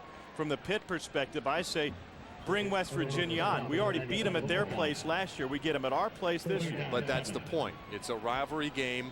You know, you ruin the dreams of West Virginia. This is a team with a new coach. Dave Wanstead knows. I mean, you play against West Virginia. Nobody thought Pittsburgh had a chance last year either. You get Pat White healthy. You get him on the outside. That's a different West Virginia team. Two teams on that night had a chance to punch their ticket to the national title game. Pitt upset West Virginia first. Moments later, Missouri fell to Oklahoma in the Big 12 championship game. And that topsy-turvy year last year has rolled into this season as well. Expect the unexpected, because nobody knows what's going to happen come November and come December. That's what makes college football the best game going, in my opinion, Tommy. When you think about, as you mentioned, all of those upsets, you never know what can happen. Michigan, good storied program, could be down, and you get Ball State out of the MAC in the top 25. Of course, Tulsa's undefeated. That's what makes it exciting. BYU gets throttled by TCU. Who saw that coming? They're certainly not a BCS buster anymore. And that dashed Max Hall's Heisman hopes as well. Here's Collins. Collins around the corner, and a first down. Here's what the top 4 looks like in the AP top 25. Their upcoming games not easy for Texas. Chase Daniel comes to town tonight, then Oklahoma State, and then at Texas Tech. And everybody's got a tough slate.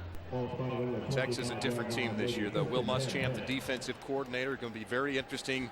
Can they force some turnovers? Of course, Chase Daniel with 3 interceptions last week against Oklahoma State. Alabama's been one of the bright stories in college football. And how about old Joe Paterno at Penn State? An undefeated start to their season.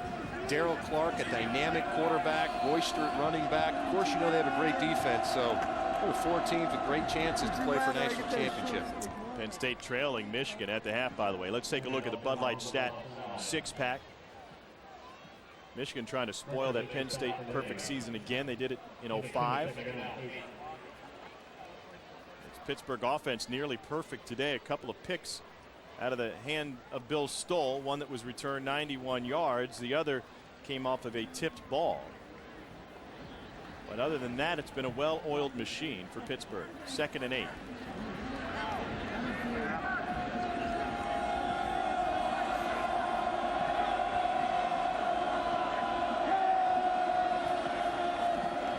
Collins again loses the football. Navy says it's theirs. Rashawn King doing his best to help out. It is. Tony Haberer, the junior from Liberty Hill, Texas, finds it. It's a simple play. Again, they've been running this play all afternoon. You pull the guard to the outside, and Collins just puts it on the ground. Tony Haberer comes up with a turnover for Navy's offense. 3rd turnover today for Pitt. Navy will be back on offense when we return. What do you think of Mike Wallace and the Geico Toyota? Whatever. He's out there selling car insurance. I'm out there to win. Isn't he your cousin? I didn't say I wouldn't go fishing with the man. All I'm saying is, he comes near me, I'll put him in the wall. You don't even race in the series. Listen, go-kart track, grocery store, those remote-controlled boats.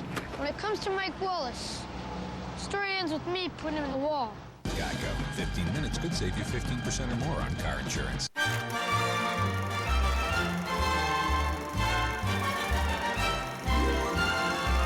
The Navy midshipmen have assembled their troops once again to defend their position. With an exciting ground attack and a hard-charging line, you don't want to be in the lane when these gladiators of the gridiron come charging through. Don't miss the midshipmen's sail to victory in high definition all season long on CBS College Sports, the home of Navy football. Thirsty for more SEC?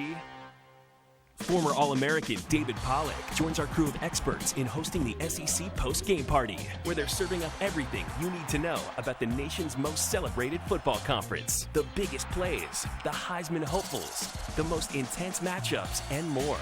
Tim Tebow is going to put on a show. It's SEC Mania, and you're invited. Watch the SEC post-game show presented by Geico, coming up next, only on CBS College Sports. Some big stories in college football. It's been a great start to 2008. Some new faces, of course. BYU knocked off by TCU, no longer a BCS buster. And how about the Big 12 quarterbacks? Chase Daniels, Sam Bradford at Oklahoma. Of course, he's had a great start, but this has been the story. Colt McCoy completing nearly 80% of his passes. An outstanding start. And how about the freshman wide receivers? A.J. Green, one of the best surprises. Julio Jones down at Alabama. Both of those young men key to why their offenses are doing so well. You look at some of the biggest surprises in 2008. Alabama with that start, they're a year ahead. Northwestern. How about Vanderbilt? Yeah, they've had some losses here in the last couple of weeks. Penn State 7-0. And how about Tulsa? Big game tonight here on our air. Gus Malzahn's crew, David Johnson, 6-0 to start the year. The biggest surprise is finally got it all out. You stop talking. Thank you, Tom. There's a lot in that head. You can fill up a helmet, huh? I had a pretty big helmet, Tom. Clemson not a surprise in terms of making a coaching change in the middle of the season. It certainly is a big surprise, but I think after you saw what happened with Colin Harper and others making the comments they did, I think that Tommy Bowden saw that he had lost his team. There was nothing that he was going to say the rest of the way for them to come back. Certainly one of the bigger disappointments in college football is Clemson. And Auburn changed its offensive coordinator just 4 games into the season. Tony Franklin, who Jared Bryant knows very well. Jared Bryant met Tony Franklin when he was in 9th grade. So came in, installed the offense at Hoover High. That's what we ran when I was at Hoover High School, and that's what they ran en route to 3 straight 6A state championships in the state of Alabama. And Bryant named the state's player of the year his senior year. Quarterback that preceded him, John Parker Wilson, having some success at Alabama this season. And speaking of the SEC, coming up next, it's the SEC postgame show presented by Geico. Go inside the games with in-depth highlights, post-game analysis, and interviews as our experts break down all the SEC games of the day, like Vandy, Georgia, Mississippi, Alabama, and a preview of LSU, South Carolina, only on CBS College Sports, the pulse of college sports. Tommy, you mentioned Tony Franklin, the offensive coordinator. What's the big lesson you learned there? If you're hired to be an offensive coordinator, you insist to the head coach that you're allowed to bring some of the assistants that you trust with you. There's no way that you can come in, change the whole system, have the old staff there who doesn't believe in what you're trying to accomplish. That's really what led to the downfall of Tony Franklin. The rest of the assistants, in my opinion, never bought into what he was trying to teach those young men. And if you think a multi-year contract will guarantee that for you, it won't. He still has another year left on his contract. In fact, right now, Auburn is paying 2 offensive coordinators, Tony Franklin and Al Borges, who's probably sitting at home somewhere with a little smirk on his head, thinking, geez, it didn't work out for him either. A lot of coaches could be on the hot seat. Greg Robinson at Syracuse just 1-6, a public relations nightmare. Well, that's not a hot seat. Willingham and Robinson, you can consider them gone at the end of the season. I mean, you can just, let's go ahead and mark these 2 fellas out right there. They're not going to be there. I think the bigger story will be Phil Fulmer in Tennessee. Bryant keeps it and takes it to midfield. That will set up 3rd and 1. If there are some openings, and let's leave Syracuse and Washington out of it for the moment, let's talk about programs that can win in the near future. Who goes into Knoxville? Who would go into Auburn? Who goes into Clemson? I think the shocking thing about college football is you mentioned Tommy Bowden a little bit earlier. 6 weeks ago, Tommy Bowden had a new extension, big long-term contract. They had 2 Heisman Trophy candidates. They were on top 10 in college football. 6 weeks later, fired, new quarterback. That's how quickly things can change in college football. It's absolutely astounding to me how fast those things happen. On 3rd down, Bryant keeps it for the 1st down on Albert's angle. A recap to your keys of the game. You see Sean White there. It was important for Navy to try to get him the football. He's done a nice job with the ball when he's gotten it. Scott McKillop, 8 tackles on the day. Keep it shady. Well, hey, the story of the game's been Lesean Mccoy with his 156 yards, and Navy's defense play 4 quarters. Yeah, you're going to see 4 quarters of play from both of these teams. Neither of these teams are going to quit this afternoon. Jared Bryant steps up, uncorks one. A little bit of a wobble to it, and it's brought down by DeSico. 2nd pick for Dom DeSico. Got his hands on one earlier, but couldn't haul it in. And the former Thomas Jefferson High School standout gets the ball back for Pitt. Dom DeSico's had a pretty nice afternoon. Just fake pitch it out there. And Jared Bryant sets his feet, just doesn't really get a clean release on the ball, and DeSico just steps right in front of the wide receiver and picks it down. Another turnover for this Pitt defense.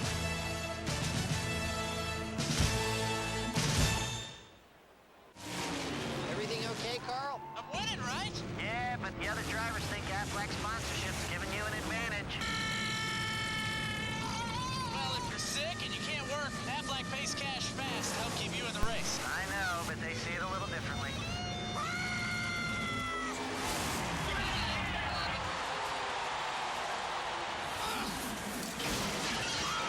I taught him that. Aflac. Ask about it at work. I'm comfortable in jeans that are tough. I'm comfortable in jeans that last. I'm comfortable in Wrangler. Real comfortable. Wrangler 5-star premium denim jeans. Built tough with long-lasting heavyweight denim.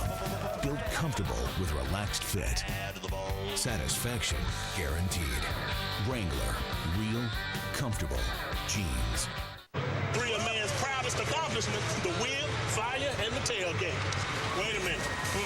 Something ain't right. See what's going on. What are you grilling? Ostrich burger. Ostrich? And you gonna wash it down with Miller High Life? Most certainly. You guys are 5 yards short of common sense. Can I borrow this beef? Yeah, take it, man. All right, pay attention. Now watch your hair. Smell how good that is? Yeah. Beef and High Life, and you're in. You with me? Now you're living the high life. Thank you. Ostrich. That's not a burger, that's a bird.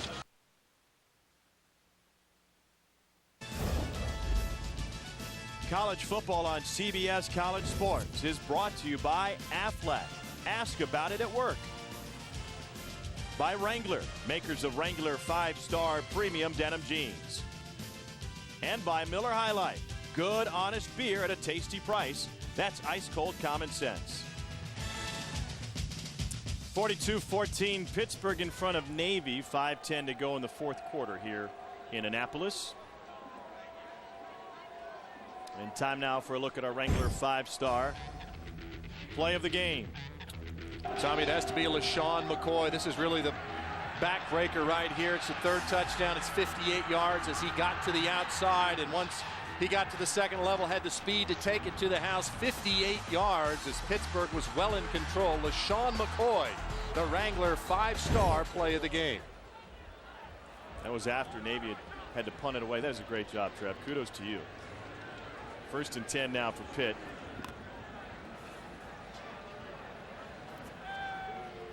McCoy, 156 yards rushing today, all of those in the first half. Pat Bostic has entered at quarterback for Pitt. He started the last 8 games of the season last year and led them to that win against West Virginia in the backyard brawl against the #1 ranked team in the coaches poll at the time, the team that was #2 in the BCS rankings.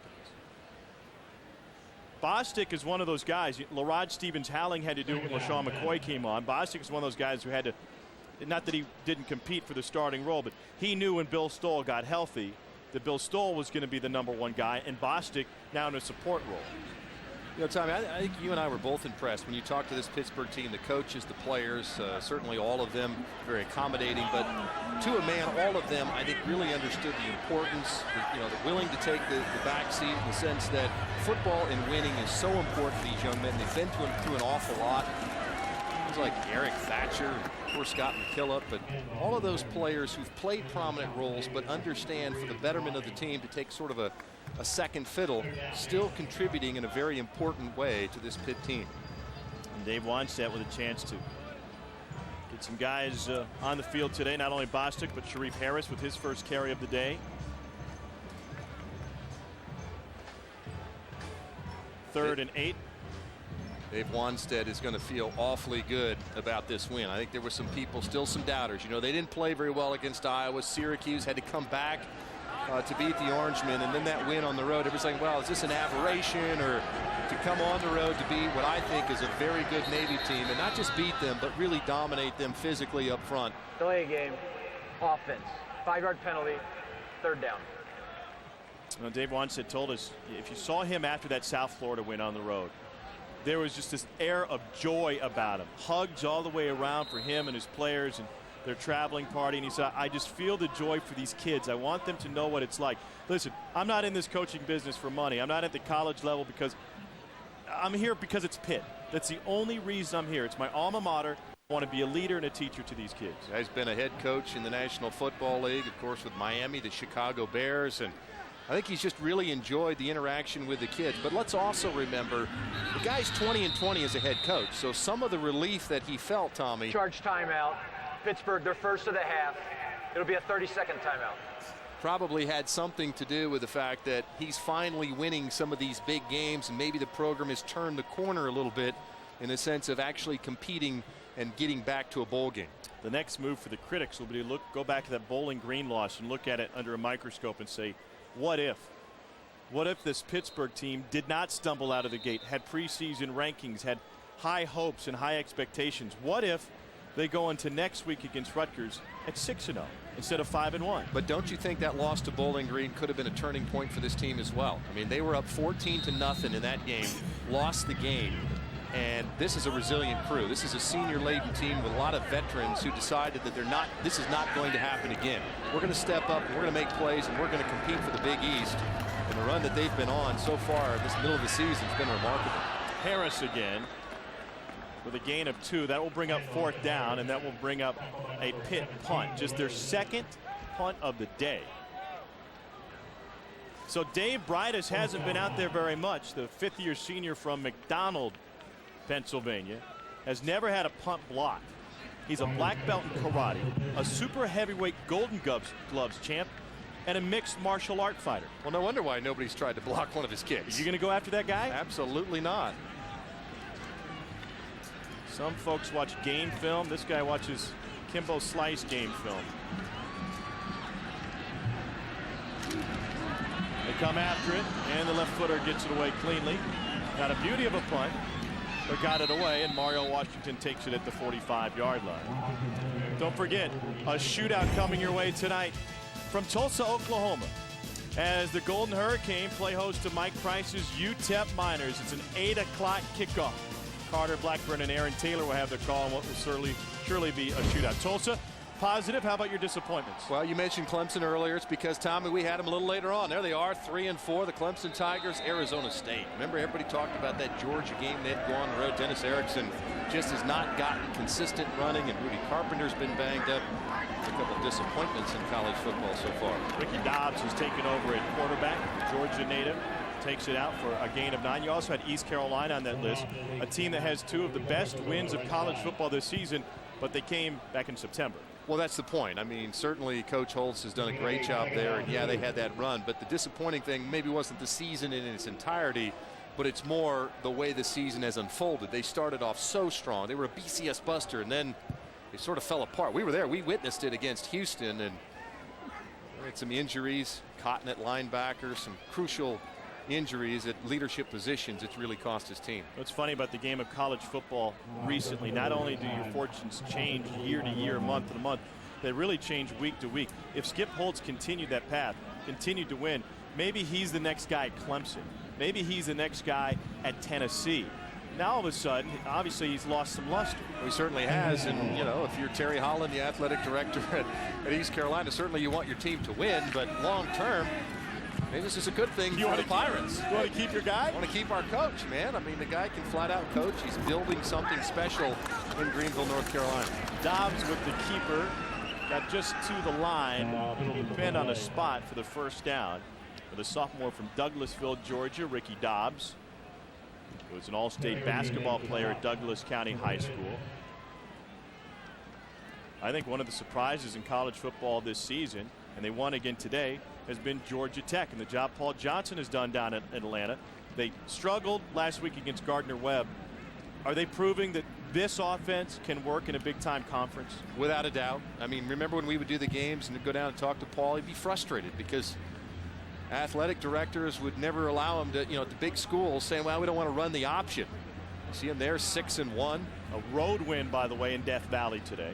And a Clemson team that really was ready to play. Of course, Dabo Swinney had just taken over as the interim head coach at Clemson. Had the whole Tiger Walk, the whole team holding hands, walking down the field at Death Valley. Dobbs was just short on that first down, would-be first down. But not only that, but Paul Johnson's done it with 3 different quarterbacks this year. Yeah, they've played a freshman at time. Done a great job. And so you say, all these athletic directors say we want somebody who runs the spread option or the spread offense. And he said, so tell them, Trev, we run the spread option. See, that's the big secret about this spread. All of these teams running the spread, West Virginia, yeah, they spread you out, but they're beating you by running the football and being physical.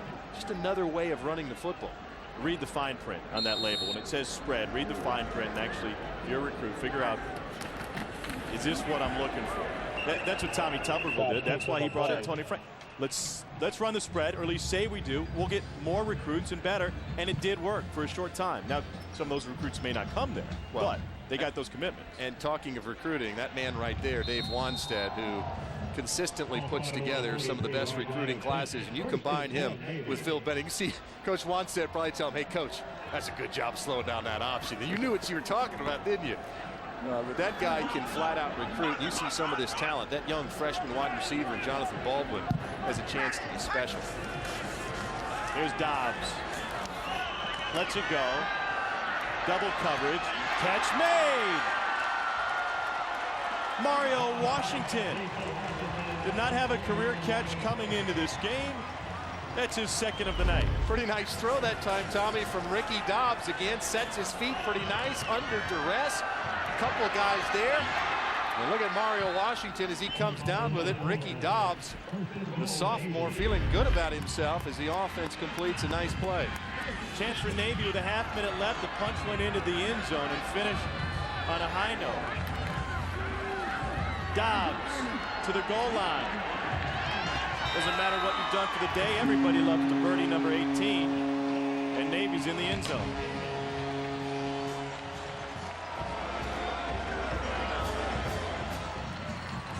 Ricky Dobbs leads the scoring drive for Navy.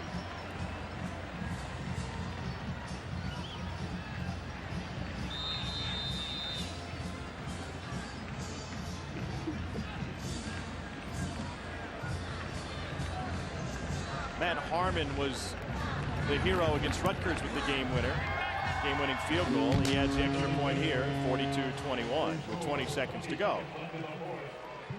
Here's what it looks like for Navy. We'll be back here again next week as June Jones brings SMU to town, and then Temple on November 1st, Notre Dame, a road trip to Northern Illinois. That'll be nice and balmy, and then finishing with Army on December 6th. But I think if you're Ken Niumatalolo, the head coach, you look at your schedule and you say, look, we only have one true road game left on our schedule. So Northern Illinois, a team that can be difficult there in DeKalb. As you mentioned it, the weather could certainly be a factor there, but you got to like your schedule going forward. SMU, Temple, obviously have the confidence that you can beat Notre Dame. You need 2 wins for a bowl game. You have your own bowl game set up. Absolutely. I mean, I think when you look at their schedule, the schedule allows them to get the necessary victories to get to their bowl game. Ken Niumatalolo would be the first head coach in Navy history to take his team to a bowl in his very first season. Now, some people have suggested that this could be kind of a throwaway game with the remainder on the schedule, the big win at Air Force. This one would just be icing on the cake. That guy wouldn't say that. He's a competitor. Absolutely not. I mean, they came into this game expecting to win, thought they had a great game plan. They'll set up the onside kick here. With 20 seconds left in the game. Matt Harmon, the senior from Taylor, South Carolina. Very good soccer player in his high school days. Got the hop he wanted. Got the distance. It's returned by Pitt. And out of bounds at the 31-yard line is Oderick Turner. His dad, Odessa Turner, NFL fame.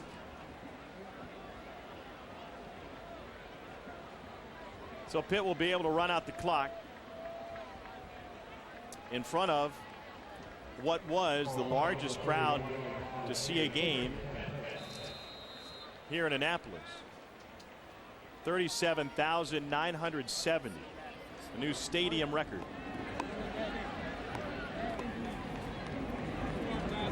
And busloads of Pitt fans will get a chance to head back today with a big smile on their face. And Tommy, you know what that was right there? That's called split right victory. As Bill Stoll told us, his favorite play ever is when Coach Cavanaugh calls split right victory. That means the victory's in hand. Simply down the football, and excellent performance on both sides of the football for this Pitt Panther team. Yesterday at the would-be walkthrough, Dave Wanstedt worked on one thing specifically with this Pitt team. After the game, he said, we go to the corner behind Navy, we stand at attention for the playing of the Navy blue and gold. We treat this team with the class and respect that they treat us. Bottom line, though, they're able to exact a measure of revenge against a team that came into their stadium last year in their hometown, and according to the Pitt players, embarrassed them. Embarrassed, and I think they certainly earned a level of respect from Pitt for the way that Navy played and pulling out that victory in 2 overtimes. Certainly took this game very seriously and did an outstanding job, and I give Coach Wanstedt an awful lot of credit. We witnessed it yesterday, standing at midfield, explaining to his team all the traditions, the pageantry, exactly what they were supposed to do. Now time for the Navy alma mater. The mids will stand at attention. Pitt will be right behind him for the playing of the Navy blue and gold.